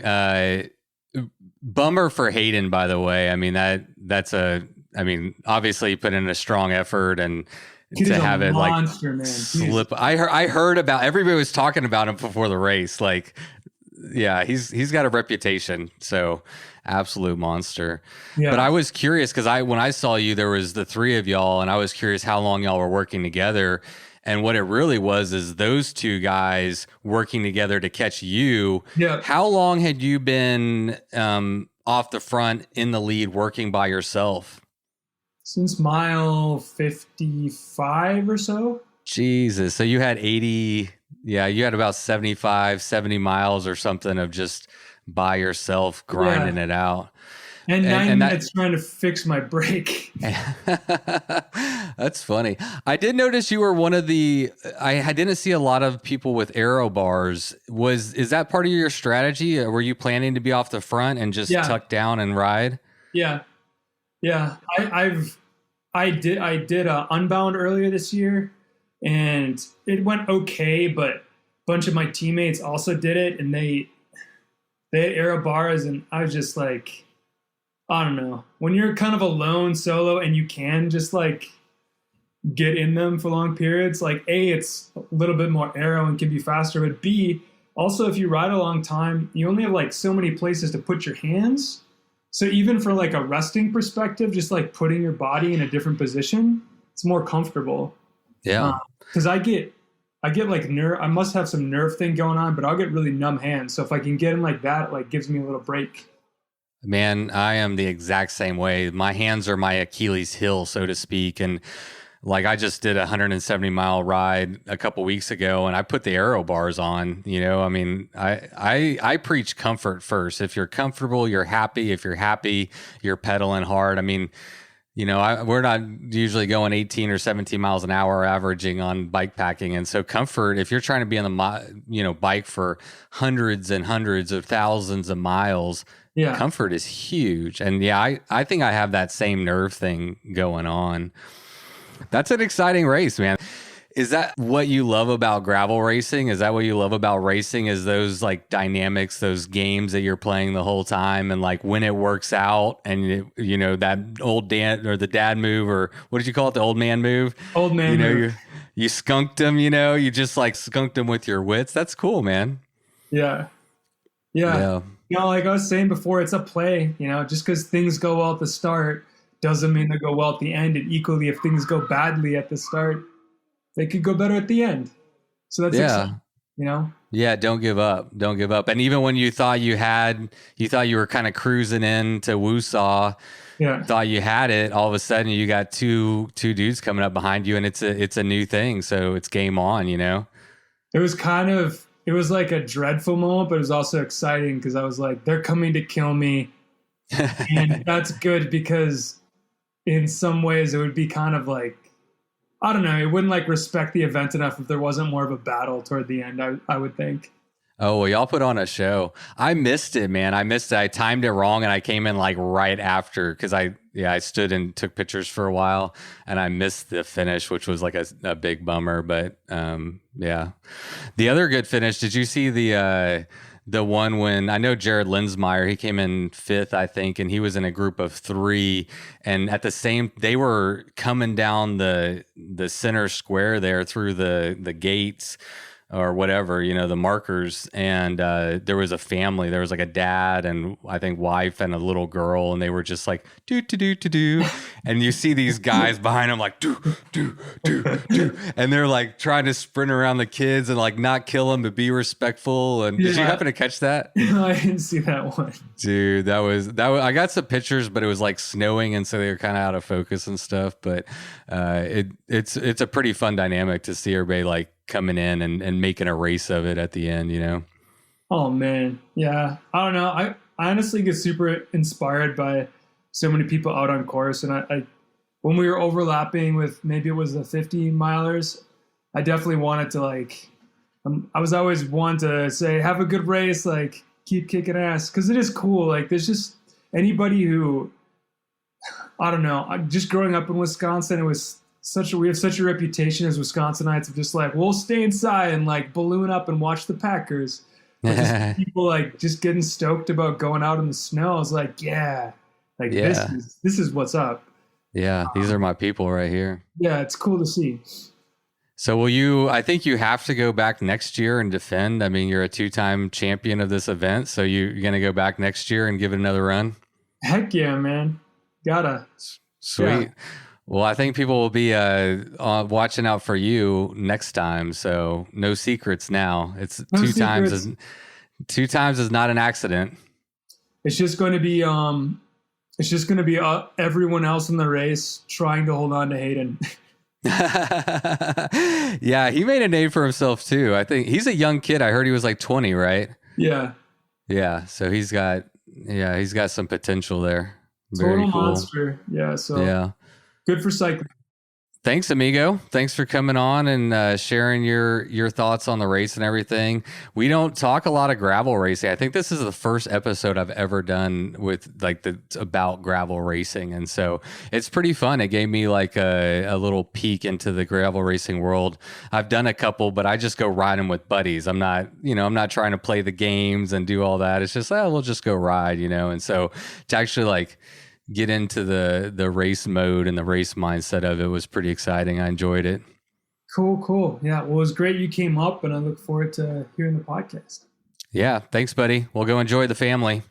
All right. Right on. Later. First question. Actually, first, congratulations on winning the women's 144 category. And Thank I you. guess the first question is, how are you feeling? Good. I finally had lunch today, so I got back into my regular. I swim in the morning, my run at lunch, and have the kids tonight, so I don't ride. But finally, back in it. Was tired for a while. Yeah. Well, so I learned you're a physical therapist. So if anything, I would assume that you know how to heal your body. You know how to listen to your body and give it what it needs. So what, in your case, does recovery look like? Usually try and just get some sleep. I use a foam roller, so I do a lot of rolling, massage, and I try to keep actually pretty active. I probably would have been on my trainer just to do some light spinning, but my butt was a little sore. So, it wasn't the fact that my legs were, I was actually kind of surprised how well I felt physically. Like I probably could have, but I was just muscles were good, legs weren't sore, but I was just tired. But I usually like to do some active recovery kind of stuff, a little bit of rest. But it's been kind of a crazy week at work, and so I kind of got a little out of my normal routine. But it's been good to just kind of I normally don't just take days off where I don't do anything. It's probably the first time all year where I have. And it felt really good running today. So it's like, okay, yep, we're good, so.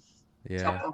Yeah, I'm thinking because when I went on the trip to Wisconsin, I had intended there was a gym in the hotel, and go on some bike rides. Like I was like thinking I'm gonna stay active, and they kept me busy and socializing and all kinds of stuff, which was great. But I did nothing for 5 days, and then I got back and I kind of tried to get in my normal workout routine, and my body, it's amazing how quickly you lose it, and so I'm thinking that I like active recovery, and maybe 2 days off isn't as impactful as like if you take 5 or 6 or 7 days off. It's going to take you a while to like remind your body and get back in the swing of it.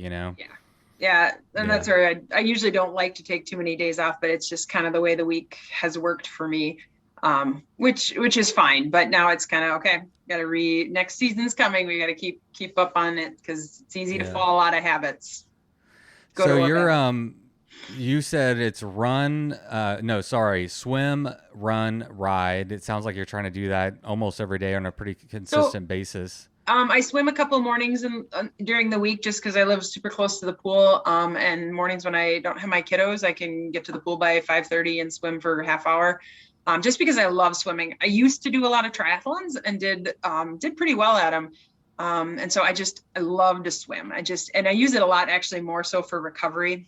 Just because, on the bike or in the skis, we're always crunched up and it just feels good and it's relaxing. And so swimming is my enjoyment. Yeah, it's exercise, but it's my enjoyment. And then at work I run, all my coworkers go home, at lunch, we kind of it quiets down in the office. And so it's like, well, I don't really want to just sit here. I don't like to go home at lunch. So I go out for a run anywhere from I don't know, 3 miles to 6 miles, whatever I have time for. So yeah. So are you cross training for different types of events? Like, are you still doing triathlons, or is that just Yeah, all no, for bike training? I don't do triathlons anymore just because for me to like train. I mean, I'd probably do really well if I were to jump in and do them just because I stay active. I run because I do a lot of cross country skiing, and that's kind of my actual, I mean, I love biking, but I love cross country skiing. Okay. And so my Berkey goal is always there. So I run more so to be one, it gives me something, gives me a good high heart rate to get ready for kind of ski season. And on nights like today, I'm not gonna be able to ride. I do something, so right. Let's share with the audience what the Berkey is. I'm going to be honest, like I had no idea what it was. Y'all introduced me to it. I went to lunch with Jared Lensmeyer the day after, and him and his daughter both do it, and they're big into it. And I mean, it's a big event. So what is the Berkey? Well, the Berkey is America's largest cross-country ski race. And so it starts in Cable, Wisconsin, and ends in Hayward. And so it's an old marathon, and it's part of what we call there's a World Loppet series of Birkebeiners. So it was the original Birkebeiner was in Norway, and there's a lot of history behind what it was and the Birkebeiner soldiers and all of that. I could talk to you about this all day, but I won't.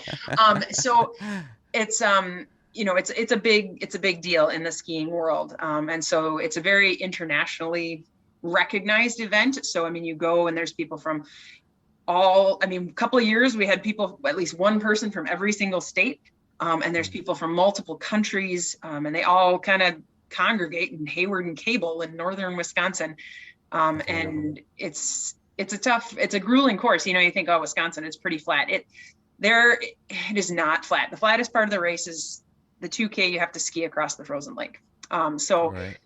The different techniques, your classic, your standard, what everybody kind of thinks of as cross-country skiing, skis going side by side. And then you have your skate technique, which is faster. So, yeah, but it's a big thing. And yeah, Jared's a phenomenal athlete in general as well. And so it's kind of a passion, and I've done it for many years. And so, yeah, get pretty excited. I want to come check it out now. I think the stat that I heard and kind of the story that I heard about it that impressed upon me how big of a deal this was is they, I guess, bring in snow and cover the city street, the whole downtown with snow. And I think Jared said they'll have like 35,000 people. It's watching. Huge. Well, it's open to 10,000 skiers. And so you think with every skier, there's usually at least one spectator or two. Yeah. And so they you get off the lake and they line the two streets, and they actually now build, it's called the International Bridge. So they construct a wooden bridge that crosses 4 lanes of traffic to keep traffic moving on Highway 77.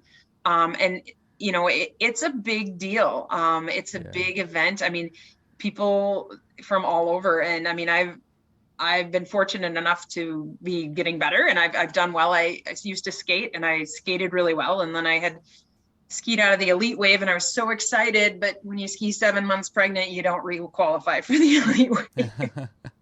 But I'm finally working back to that on the classic technique. I did really well last year, so I'm pretty pumped. Now, what's your Berkey number? How many have you done?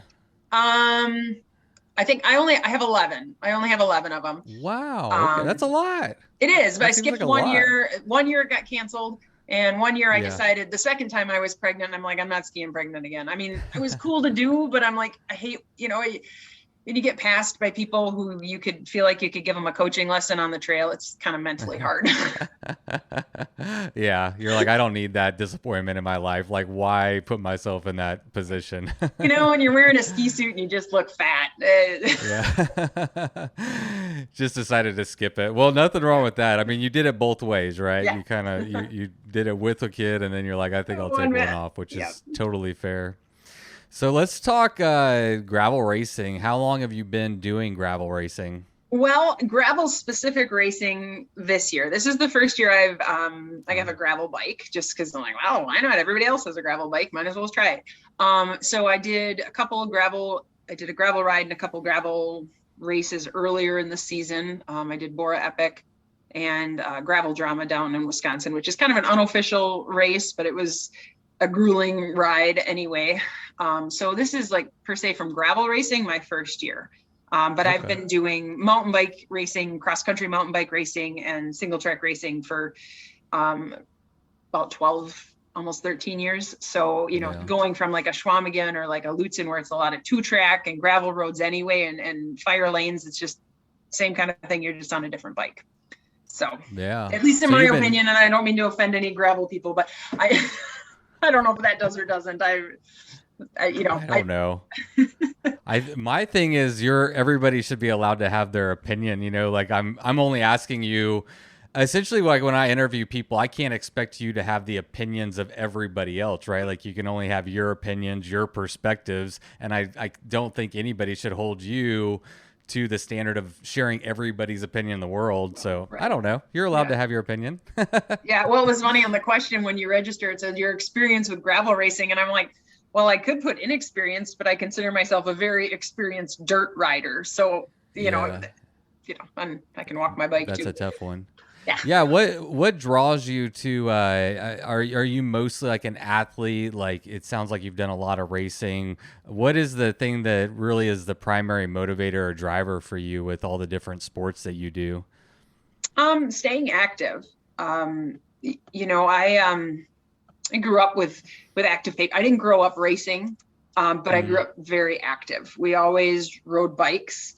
We always skied in the winter. Not, you know, I wasn't a great skier, but I loved it, you know. So I think the draw to riding bikes and skiing is just year-round activity, and you know, and fitness and health. I just, you know, I want to be healthy. I work, you know, you see people live really long, and what's one common thing is they move. And so I want to be one of those movers. I want to be that 88-year-old guy that I saw on the trail. Oh, I'm getting into skiing. You know, I just want to move. And yet the other draw to this silent sports per se is just that you're out on a gravel road and it's quiet and there's not people, and it's just you, or you're out in the trail and it's just you in the woods. And, you know, some of it's just that calming effect of getting away from the busyness of life. And yeah, racing's fun, but sometimes it's more in the training than the race. Yeah. What I found is sometimes it's fun to have those, like a race can be a motivator. It's a reason to always be training and always be something, but you might get more out of the training than the actual race. Yeah. So, and that's part of too, why I like to sign up for events at different times of the year, because if I don't sign up for something, there's not that motivating factor to continue. You know, I know a few, you know, when my kids were little and it was like hard to get to the trail and you were just tired all the time because they weren't sleeping through the night. It's like, why do we do this? Why do we sign up for the Birkie? Because otherwise we wouldn't ski. And so, especially in the winter, it's cold. And it's like you get out of work and it's like, oh, this is going to be miserable. But you get out in the woods and it's beautiful. You know, so I do early season races. I do end of season races, you know, to kind of keep you going through the seasons. And, you know, because you're right. It's easy not to.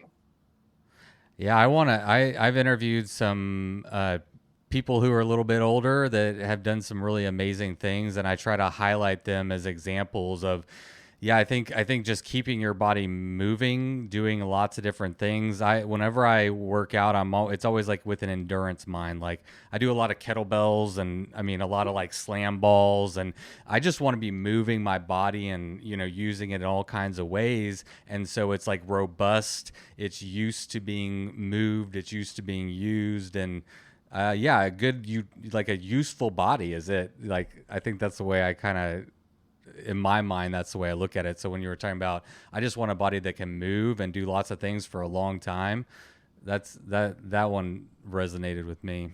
All systems work better when we move. Yeah. And that's coming from a physical therapist. Yeah. So keep moving, people. Yeah. We would probably do a whole episode on that. And actually, I know. I got many soapboxes right in that corner. I know. Anyway. Well, listen, it's very fascinating. I actually might be fun to do. I think it would be cool. I'm going to go on a little tangent. I want to do like specific podcasts, like, you know, physical therapy for athletes. I want to do like, you know, mental health or, you know, mental training for athletes, like those kinds of things. And historically what I've done is just like more one-on-one interviews, helping people tell their stories, listening to other athletes and stuff. But I'd like to do more like specific episode to like topics like that. And so it might be worth chatting if you're interested about doing one like really for athletes. That could be cool. I do.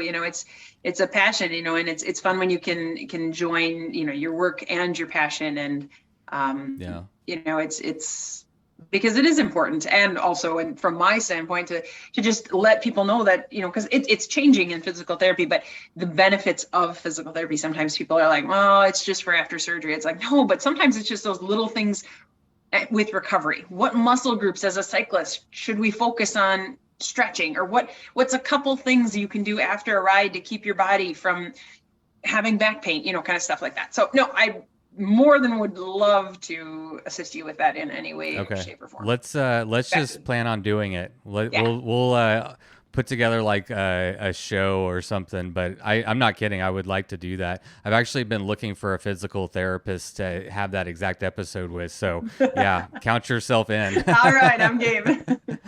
So was this is your first year into gravel? Was this your first time to do the red granite grinder?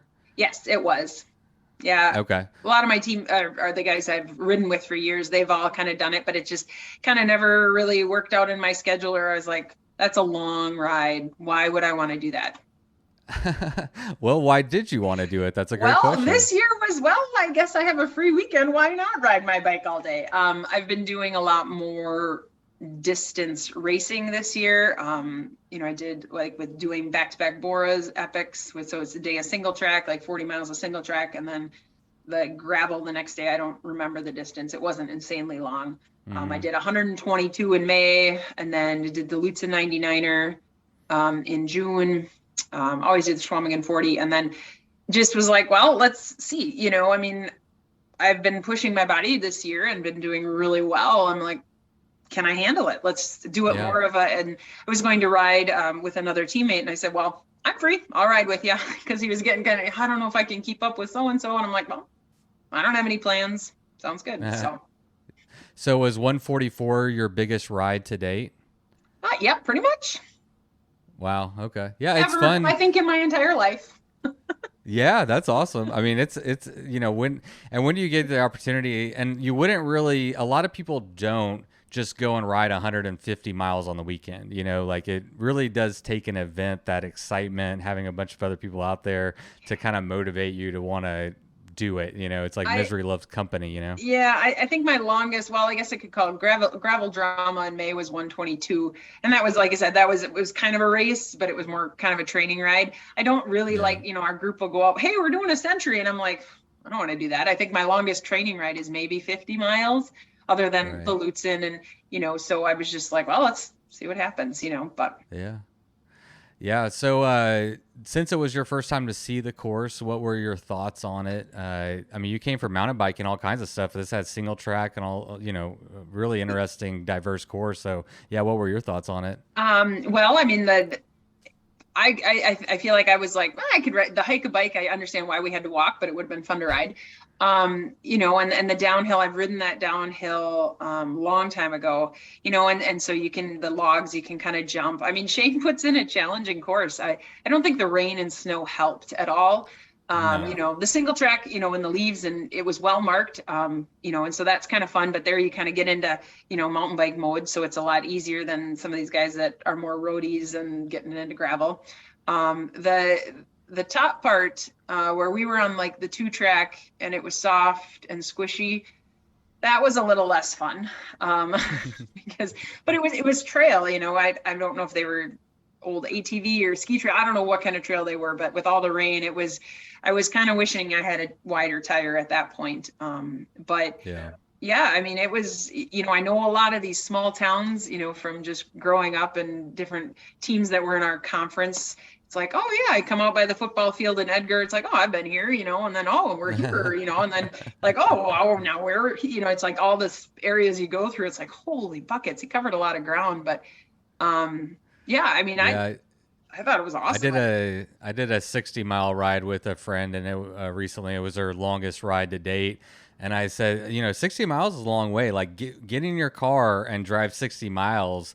And you're like, holy crap, you can cover a lot of ground in 144 miles. You see a lot. And I always think it's interesting to see a place you're familiar with, like via bike, like coming into towns, coming out of towns, and you get a much more better feel for like the area, like when you're really immersing yourself in it that way. Yeah. Yeah. A few of my thoughts were like, you're on this soft gravel and you get on the pavement and it was like, oh, pavement. And then it ended and it was like, oh, darn it. And then we got in the really soft, squishy stuff. And then we got onto gravel and I'm like, I never thought I'd be so excited to see gravel. Yeah. I'd be interested to hear your thoughts, but is that did that enhance your experience? Like those kind of roller coasters of, excitement and, oh, this kind of sucks. And then you get the good again. And then like, did that enhance your experience or was it kind of like, meh? Well, I mean, it's good because like I said, prior to all of that soft stuff, I was kind of like, okay, I could use a little pavement here, but then you come to appreciate that gravel again. And, it just, it adds to, like you say, the experience of seeing different places and, hoping you're following the right signs. And, it in a sense kind of takes advantage of all of the different trail systems that are rideable and all of the different options that we have. And, kind of marrying everything together is kind of fun to do. Cool. Well, there's no way to pick one right tire or one right bike for the course. You're going to be under biking or over biking at different stages. But you've done it now. Anything you would have changed? Would you have ridden a different bike? Would you have gone with a different tire? Were you pretty happy with what you had overall? Overall, I was very happy. This is the first race I've done on this particular bike. They built it after it was built by the same gentleman that built my fat bike or the frame. And so it's a Lemire frame. And I was supposed to have it early June to do several gravel races on, and I didn't get it in time. So this is like the first time I've actually been able to race on one of his bikes. So it was nice to say, hey, I got your bike. Here's another first place finish for you. So, so that was kind of fun. And I like that bike. I mean, it was really nice when you had to hike a bike to have a really light frame. So it's a carbon bike, and what size tire did you run on it? To be honest, I have no idea. Whatever the shop put on, I'm like not always. Some of the guys were talking. I'm like, I don't know. I just have whatever the shop put on. They said these will look cool. I'm like, okay, go for it. Yeah.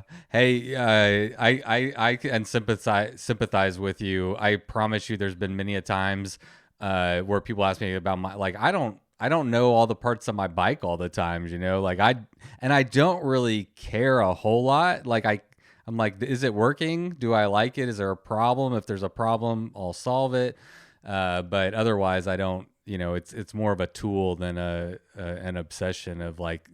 And I think, it's like different personalities. Some personality types are going to get like really into like all that. And and I've seen people get really obsessed over tires and nervous before a race and hurry up the night before and change out tires. And then it rains all night. And you got slicks on and you should have left your knobby tire, so it's like, you kind of sometimes you just got to go with what you got and either trust it's going to work. Maybe it could have been better, but how do you know that? So it's a chance.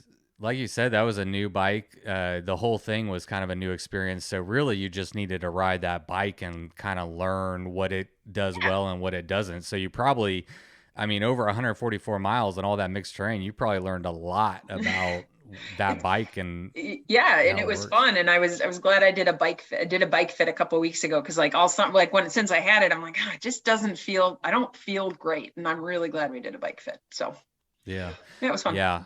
So we had we just happened to end up at dinner together on Friday night.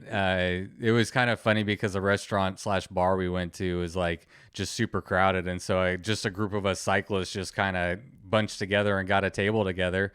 But you were talking about one of your concerns at dinner was how, because there's different distances, you wouldn't know which women you were actually racing against and how that was going to impact your strategy.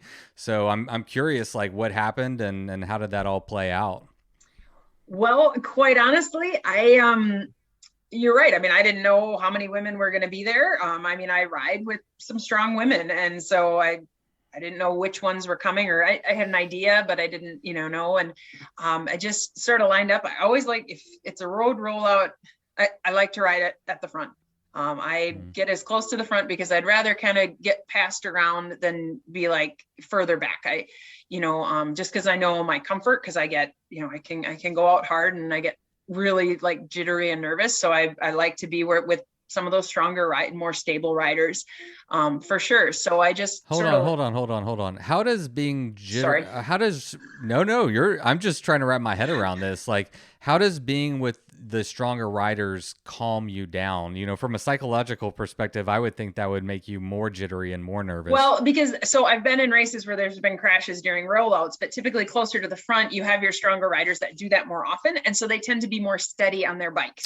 And so they're holding their handlebars. You get into a mountain bike mass start race, and a lot of those mountain bikers aren't used to that mass start. And yes, there's always issues, but they tend, experienced riders, if you ride in a group or you get used to these rollouts, you hold your lines better. And so you get to a corner and you still have to brake, but you can kind of, people generally follow the lines. And I mean, no offense when I say this, but you get further back and people are a little more squirmy because it's new. Sure. And some people we have guys that we ride with on the road that I don't like to follow because they can't hold a line. And so I place myself differently because it's just not safe. So I know my nervous levels. I can hold a straight line even when I'm like, feel like I'm shaking crazily, which usually doesn't happen. But, I know I can hold my lines. I want to be around people. And I line up also to, I lined up with a bunch of guys that I knew, and we were just towards the front. So I saw a couple gals, that I've ridden with, but other than that, I didn't really pay attention. To be honest, I am embarrassed to say I set the wrong alarm. I wanted to be downtown by 6 o'clock. I got a text message from a friend at 6 o'clock saying, "Hey, it's wet and cold here in Minnesota. Good luck today." And I was like, "It's 6 o'clock. I just got up." And I was like, I said more than that. But so I have never gotten dressed for a bike race so fast. Luckily, I was staying at my brother's in like 5 minutes from downtown. But so my whole morning was more chaotic than I like it to be. I didn't eat enough food. I didn't get my coffee in. So it was like, I was just not I wasn't really paying attention to other stuff because I was just not in my normal pre-race. And so I was really kind of not necessarily more nervous for the start, just more nervous for like, crap, I only ate half of my breakfast. I didn't drink my coffee.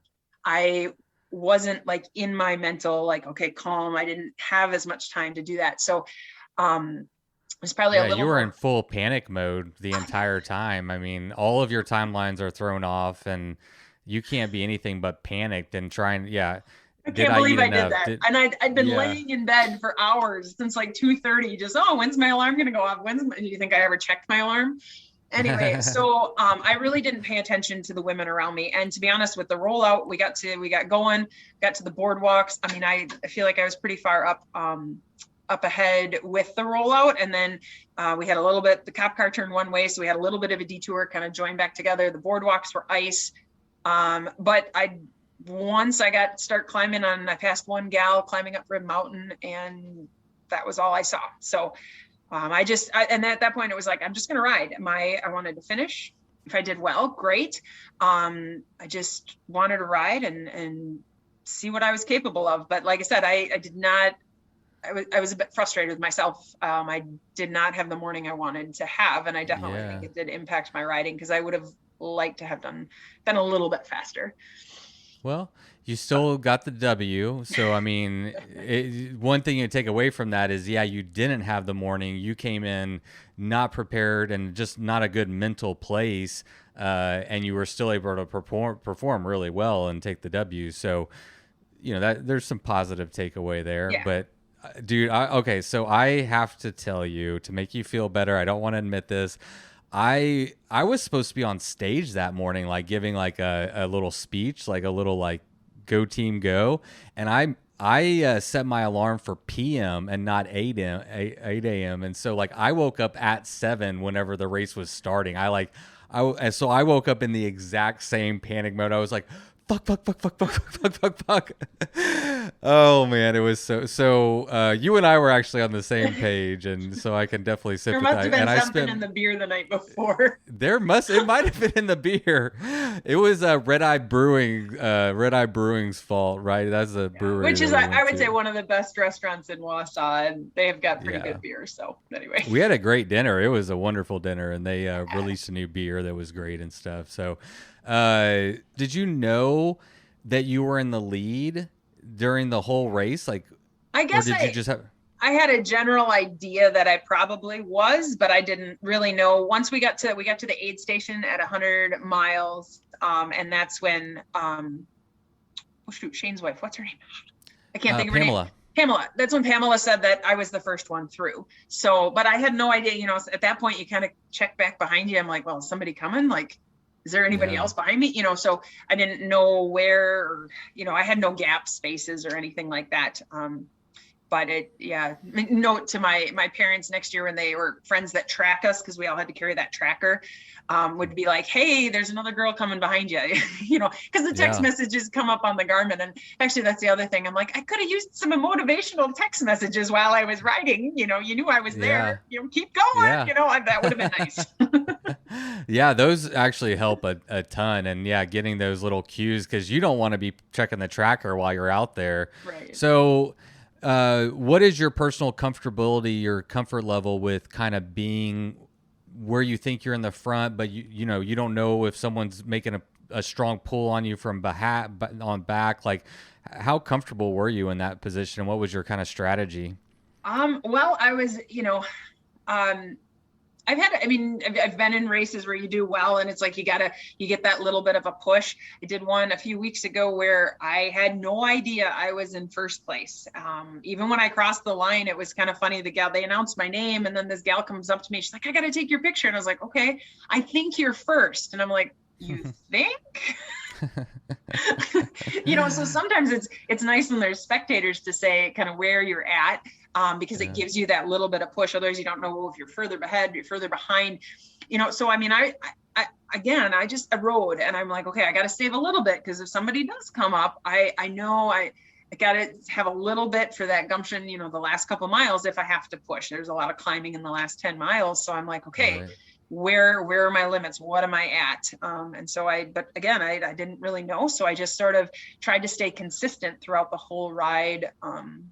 And stick with the people with who I was riding with, just to, again, be consistent and just keep pedaling, So when you do that, are you looking for other riders that are to work with? Like, what is your strategy with working with other riders? The plan was we had 4 of us and we were going to ride together. And then one of the gentleman's water bottles broke on the top of Rib Mountain. It just fell out and cracked because it was cold and it was rocky.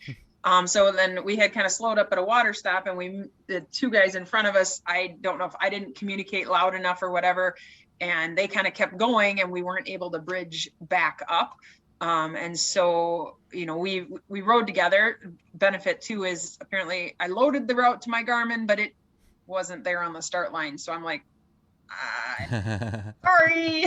So we rode most of it together until like the last little bit. And I said, yeah, go, I'll be able to find it. Cause once the 85-mile course pulled off, there really wasn't a lot. I would have been done. If I was on my own, I would not have finished because I did not have on the route. So our strategy was just to ride consistently together. And hopefully, it would have been nice if all 4 of us could have stuck together. But we all finished pretty close together anyway. So, and we had a couple gals doing some awesome swag, or not swag, shag wagon for us. So they had, a couple spots where we'd meet up and grab more food, switch out water bottles. And they were at a couple places. And so that was immensely helpful in addition to the other water stops. Yeah, I'm picturing you out there without a Garmin file. You would have been like just looking for tire tracks, like, where do I go? And then you add hours looking for tire tracks. And so I probably, that would have been the call my dad, come find me. Yeah. So your longest ride, 144 miles, you came in first place. Like, how did the body feel? How did you feel with that effort? I was surprised how I felt. I honestly was disappointed with how I felt overall. I I would have liked to have felt stronger. It was kind of a rough week for me with just other life and work stuff. And so I didn't feel as well rested. And then, the panic of the morning. But yeah, I mean, I was surprised. I was tired and consumed a lot of caffeine and a lot of, throughout, more Coke than I drink in a year. Not a soda drinker, but I'm starting to like it during races. But, so I was physically tired, but I was pleasantly surprised with how well my body did do. Yeah.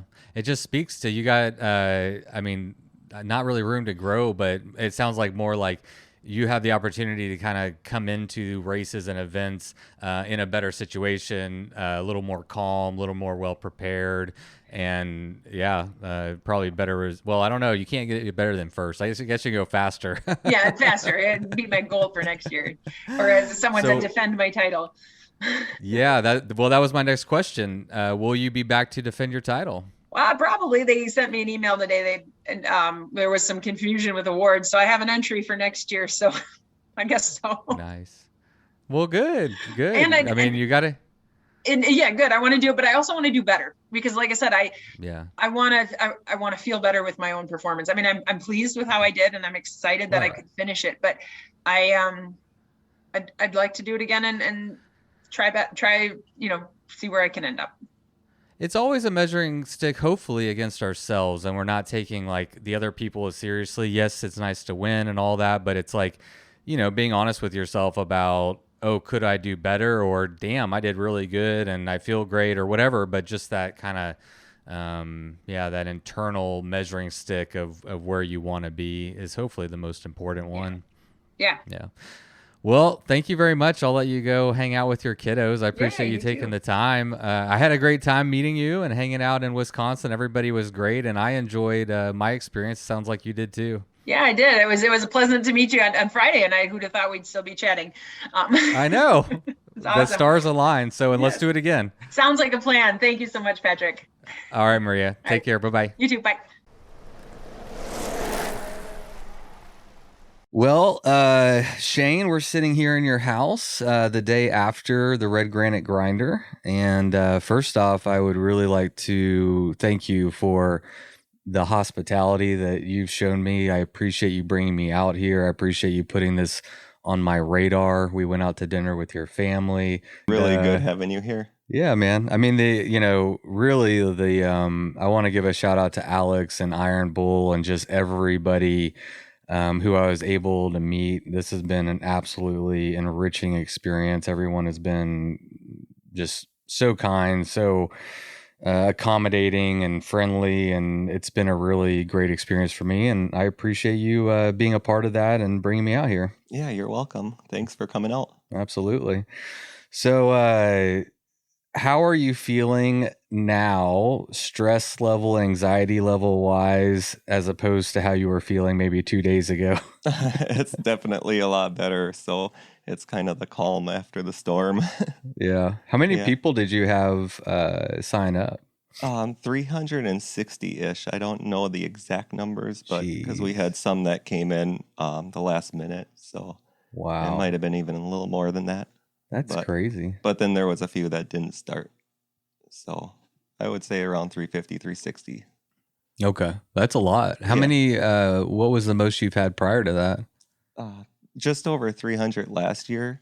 And so this is our fourth year doing it. And the 2019 year, we had 100. So we're gaining a lot of ground and with registration. So that's good. Yeah. What do you think is driving that? I think word of mouth right now is driving it. Definitely getting further out with like the podcast and is helping. And we're trying to use different media outlets to get the word out.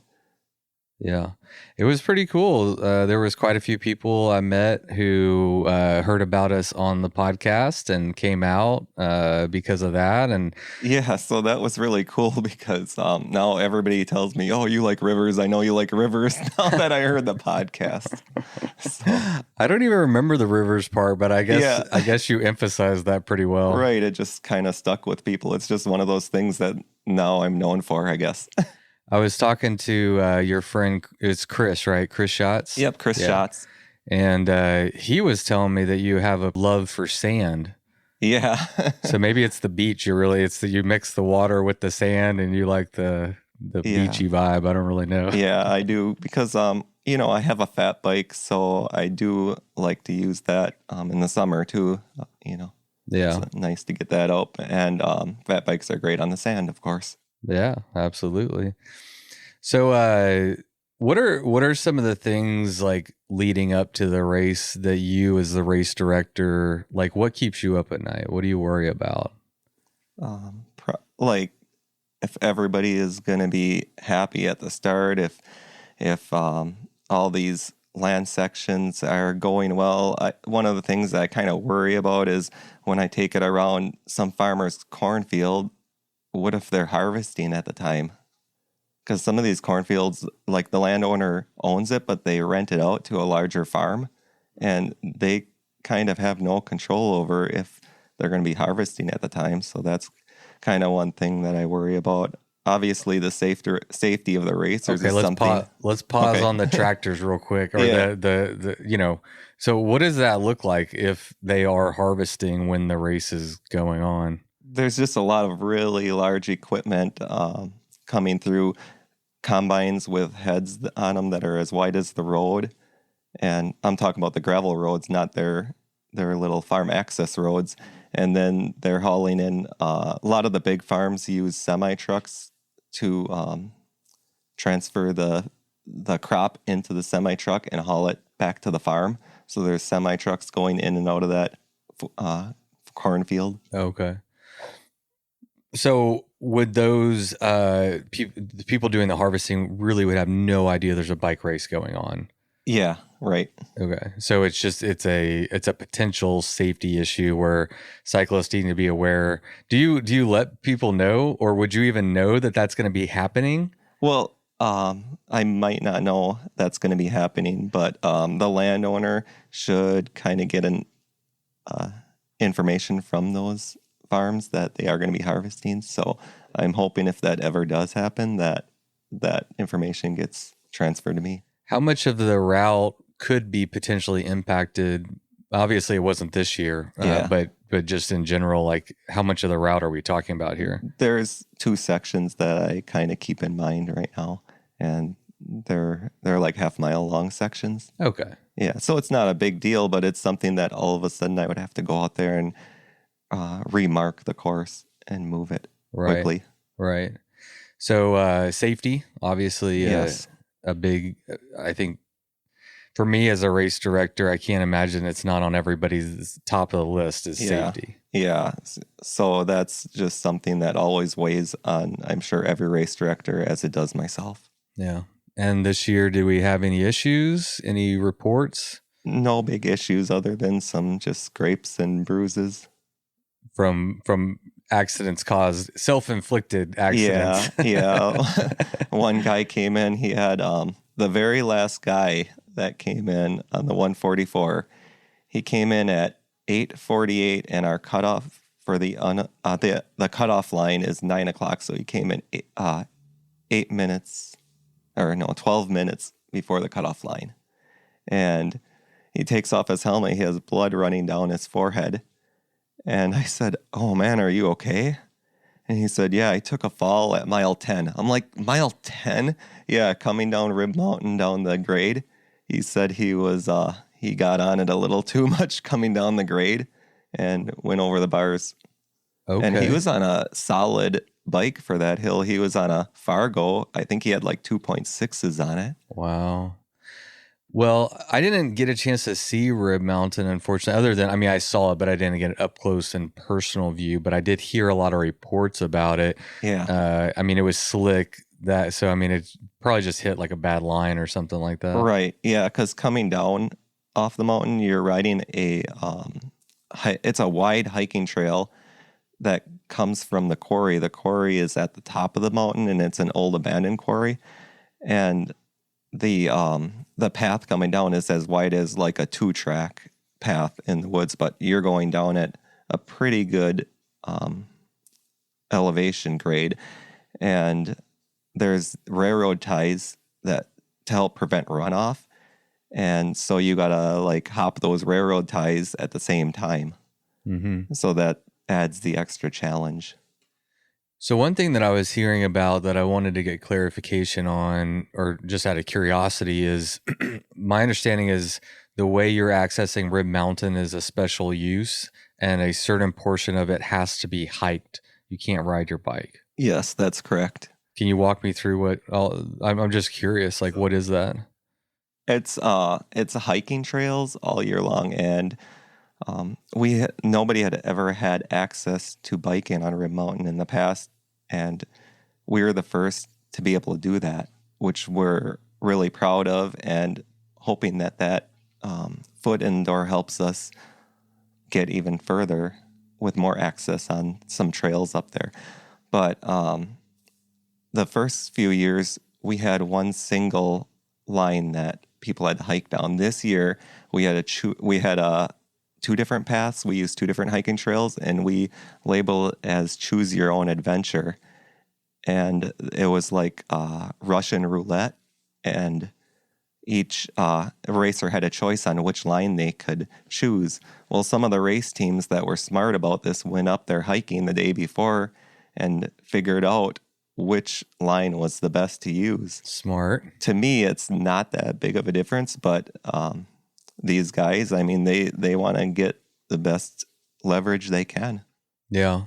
So one thing I was confused about is you have to like hike up Rib Mountain, but you're allowed to ride down it.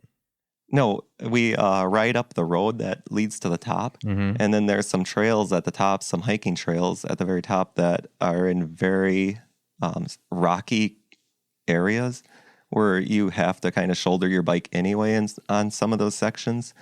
And they want us walking it because they're afraid of the erosion causing problems. And with the rockiness of it, it's very difficult anyways to ride it.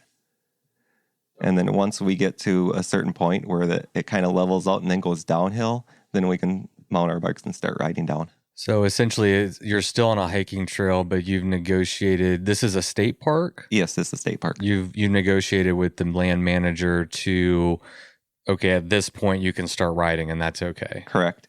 Interesting. Yeah, and we've built a really good relationship with the land manager, so Yeah. It's been really good. It's so important. I know for my own race, like keeping for me, it's the Forest Service, the U.S. Forest Service people happy is paramount to what we're trying to do, because having access to those public lands and those unique, special land use things, they're special. Yeah, and really, it's no different working with the land manager up there and working with the private landowners. You always want to keep that relationship good. And one of the things that we're going to do in a month and a half is we're going to have a banquet dinner for all the people that are associated with helping us out, like the landowners, the volunteers, the companies that do donate to us, and they're all invited. Oh. And a lot of them show up. Yeah, that's Yeah. a great idea. I'm going to steal that one. Yeah, go ahead. So what do y'all do for them? Just throw a dinner? Yeah, just a dinner at the Hilton. Yeah, that's such a good idea. Yeah. I love that. Y'all are really, you're putting on a really damn good event. It's so well organized, and the route. I mean, what we're just talking about, that one example of that one relationship.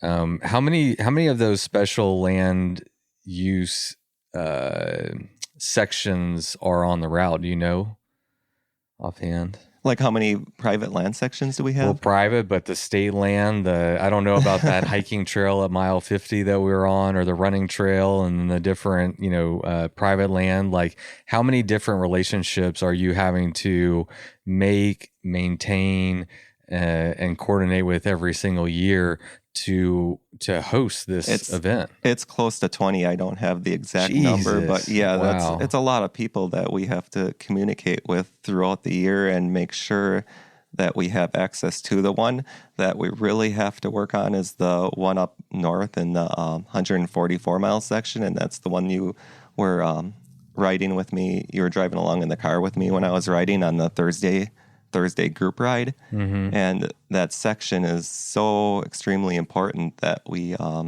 keep good relations with that landowner. There's 6 of them, actually, 6 landowners that connect between. Otherwise, we have to add, I think, like close to 20 miles to go Okay. around that. Yeah, that's amazing. I mean, I think that's what really, really, really sets this event apart from, I don't know what I would call like a traditional gravel race. Like this is a gravel race, but it's mixed terrain. There's mandatory hiking. There's sections that are single track. There's, I don't know, all kinds. I didn't even get to see the whole course, but I know from talking to the riders that, first of all, I will say that, I talked to a lot of the people that were there at the finish line, and just during the race when I was doing photography, some people would stop and chat with me, and I heard nothing but good feedback. I heard people that really enjoyed the variety of terrain, and you were spoken of very well. People appreciated all of those interesting dynamics to this course, and you get a lot of credit for, seeking out. I mean, first you got to have the idea, you got to find the places, then you have to convince 20 different people to make that happen and maintain those relationships. It's not easy. And No, it's not. It's not at all. Yeah. But it's worth it in the end to see people's smiles coming in the finish line and hear stories about how great, one of the greatest sections, or a lot of people talked to me about the corn maze section and loved it. And people signed up for this race just for that section.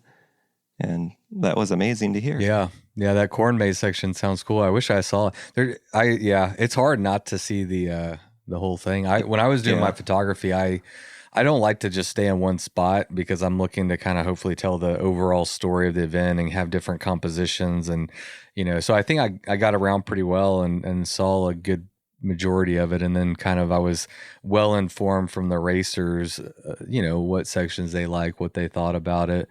Another thing that I think is cool is that makes this route fun and more dynamic is there is no one right bike. There's no one right tire size. You're going to be over biking at some point. You're going to be under biking at some point. And you know what? That all goes back to my bike packing roots. Yeah. Yeah. Because when you go bike packing, you can take any bike you want. Yeah. Yeah. What do you mean you can take any bike you want? You can take a fat bike. You can take a mountain bike. You can take a gravel bike. Yeah. And the terrain I want to cover is stuff that I would put in a bike packing route. Please, audience, silence your cell phones. We forgot to mention that at the beginning. Just kidding. I don't care. What else? Oh yeah. What was the feedback that you got from the racers? What were you hearing? I was hearing really good things. Like I said about the corn maze, the section that I added this year past the speedway, the racetrack, that section, people loved it or hated it. Was that the dirt speedway? No, or it's a different one. It's a blacktop speedway. Oh, is it? Okay. But yeah, you go around the speedway and onto the snowmobile trail that it restarts climbing Rib Mountain again. So you come all the way down Rib Mountain only to start climbing it again on private land on the backside of it. And then there's a big log that I left on the trail as you reach the summit, or almost reach the summit. Then you got to get off your bike, climb over that log, only to walk a little bit further to reach the summit. And then you exit out onto a blacktop road. But exiting out on that blacktop road is a 1/4 mile of pretty sloppy mud right now. I mean, it's like greasy mud. It's not deep.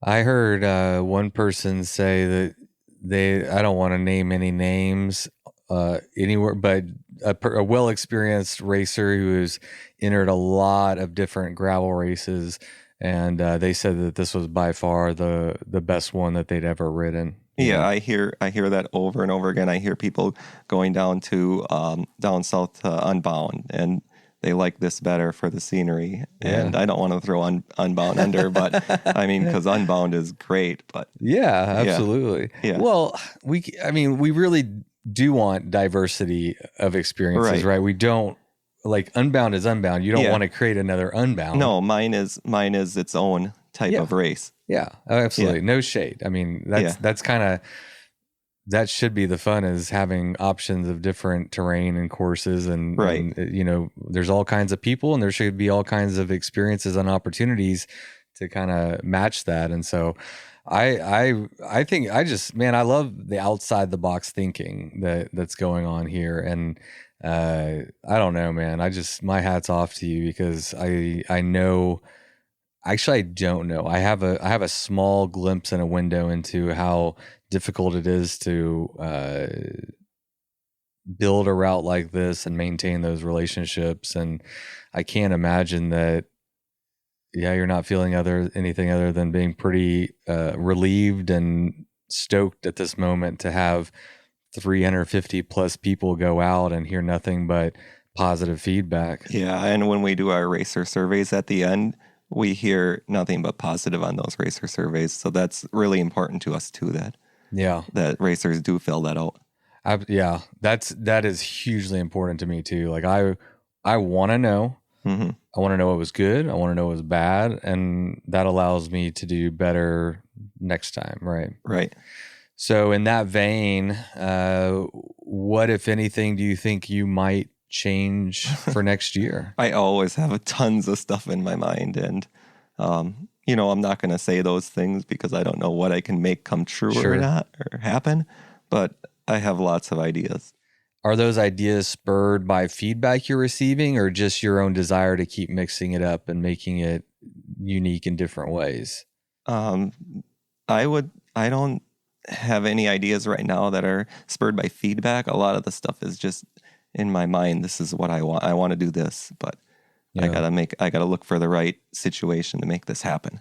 Right. Or, look at satellite maps and stuff like that. So Are you wanting to kind of mix it up every year and have the route be a little bit different, or are you just kind of seeking the perfect route, and once it's perfect, you'll leave it alone? I kind of want to leave this one alone, but add different variants off of it. Like this year, I added the two, like on the 85 and the 144, I added the two private land sections that shortcutted like 90-degree corners in roads, only, to have you go onto private property. The route's still the same, basically, but you're going on private property instead of roads along that same lines. Yeah. And then the corn maze section obviously was something that I did have that in mind for quite a few years. So I'm really glad that I was able to make that happen this year. Yeah, that's awesome.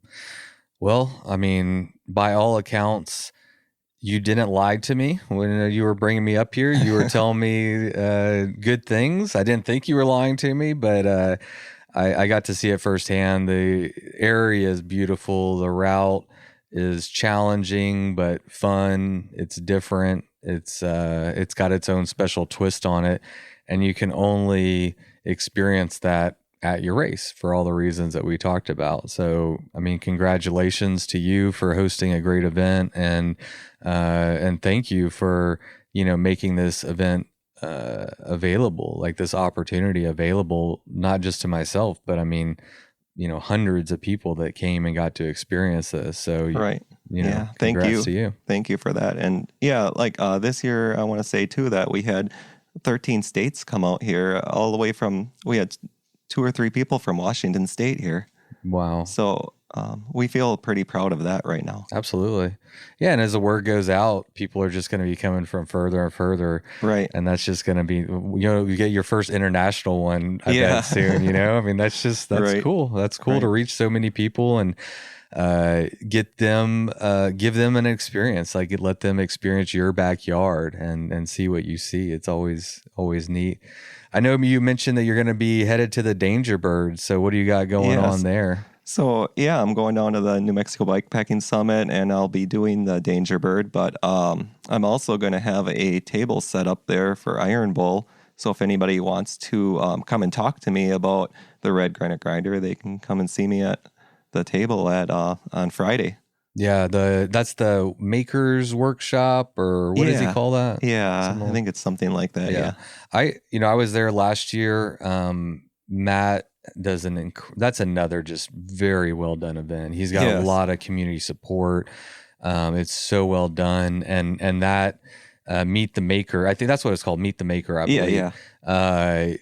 It was so well attended. It's just a lot of bike people having bike chats, and I said it on the stage when I got up. I fell in love with bikes first, and then I fell in love with the cycling community. Yeah, and it doesn't matter where I go, but the cycling community is just an amazing group of people, and it's the same at the Danger Bird. So I'm unfortunately not able to go this year. I really wanted to be there, but that weekend I'm going to be Claire Panisha, that runs the Truffle Shuffle in Oklahoma.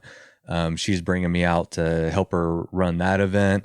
And then we're making a trade, because I was like, I'll go do yours, but you got to come help me with mine. So she's coming to the East Texas Showdown to kind of help me and be on my media team for that. And so I'll be there that weekend. So unfortunately I won't be able to hang out with y'all, but come say hi to Shane, man. Hear about the Red Granite Grinder, and also, talk to Shane about all of his bike packing routes and everything going on up here, because I know you got a lot of options. Right. Yeah. Because I do want to talk to people about bike packing too down there. It's not just the grinder, but speaking of Matt, he does such a great job down there with how fast he's growing that. So shout out to Matt, how awesome he is doing down there. What awesome things he's doing. Yeah. Matt, he's a leader. I think what appeals people or attracts people to Matt, if I had to guess, at least it does to me, is his just raw authenticity, how open he is about what he's doing and what biking is to him, and in his own unique approach. Again, he's doing it his way, and that variety and really appeals to people. Yeah, and I think that's kind of what we're doing up here, doing things a different way, and that's kind of what people find appealing about it. Absolutely, yeah. Well, congrats, man. You can rest easy. I don't know. I know, after a big event and it's over and everybody's safe and everybody had a good time, it's just nothing but a feeling of elation and relief, Yeah. Yep. So in a little bit here, I'm going to be going up to the north end of the 144 and picking up signs up there. So I'll be excited to see what kind of stuff, what kind of tracks they left up there. Sounds good, man. Well, appreciate it. I'm headed back to Texas. All right. Have a great flight back. All right, everybody. Thank you for being here, and thank you for tuning into today's episode.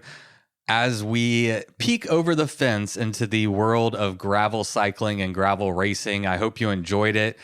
I certainly enjoyed hearing from other cyclists doing a similar thing, maybe in a different way than what I'll do. I'm never going to be at the front of a 144-mile race, and it is pretty fun to hear what it takes and just hear about the course and all the things. So what a great area. What a great group of people. I had an amazing time, and I appreciate everybody over at Red Granite Grinder for bringing me out. And if you missed this year, you might want to put it on your bucket list for next year. Even if you're not going to race it, get out there and ride it, because it's the only time you'll be able to check out that course and have access to all those special land uses that we talked about. All right. Well, if you've been worried that I'm turning into a gravel racing podcast, don't be afraid. Our next episode is going to be with Ernie Lechuga, who just set a brand new FKT on the Arkansas High Country Loop. The last FKT was set by Ted King back in 2020. Again, another gravel racer making his way into bike packing. And it took a couple years and a couple attempts from many riders. Ted put up a very, very strong effort, and Ernie had to dig deep to find a way to take that FKT away from Ted King, and he was able to get it done. And on next episode, we're going to be going into what it took, where Ernie went in his mind and in his body to pull out that amazing effort. All right, everybody, I am sorry for the delay in getting episodes out to y'all, but it is good to be back in the podcasting seat and getting these episodes out to you lovely people. Until next week, you know what to do. Go ride your damn bike. It was the middle of the night. You grabbed your knife and you held it tight. The sounds of beasts kept you awake. The sounds they made kept you afraid. In the morning, you packed your bike. Memories forgotten from the previous night. You rode faster than ever before.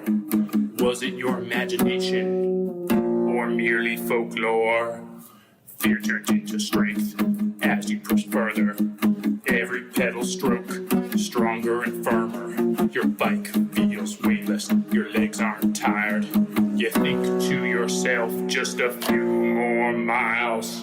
Bikes. Oh, death. Bikes. Oh, death. Podcast.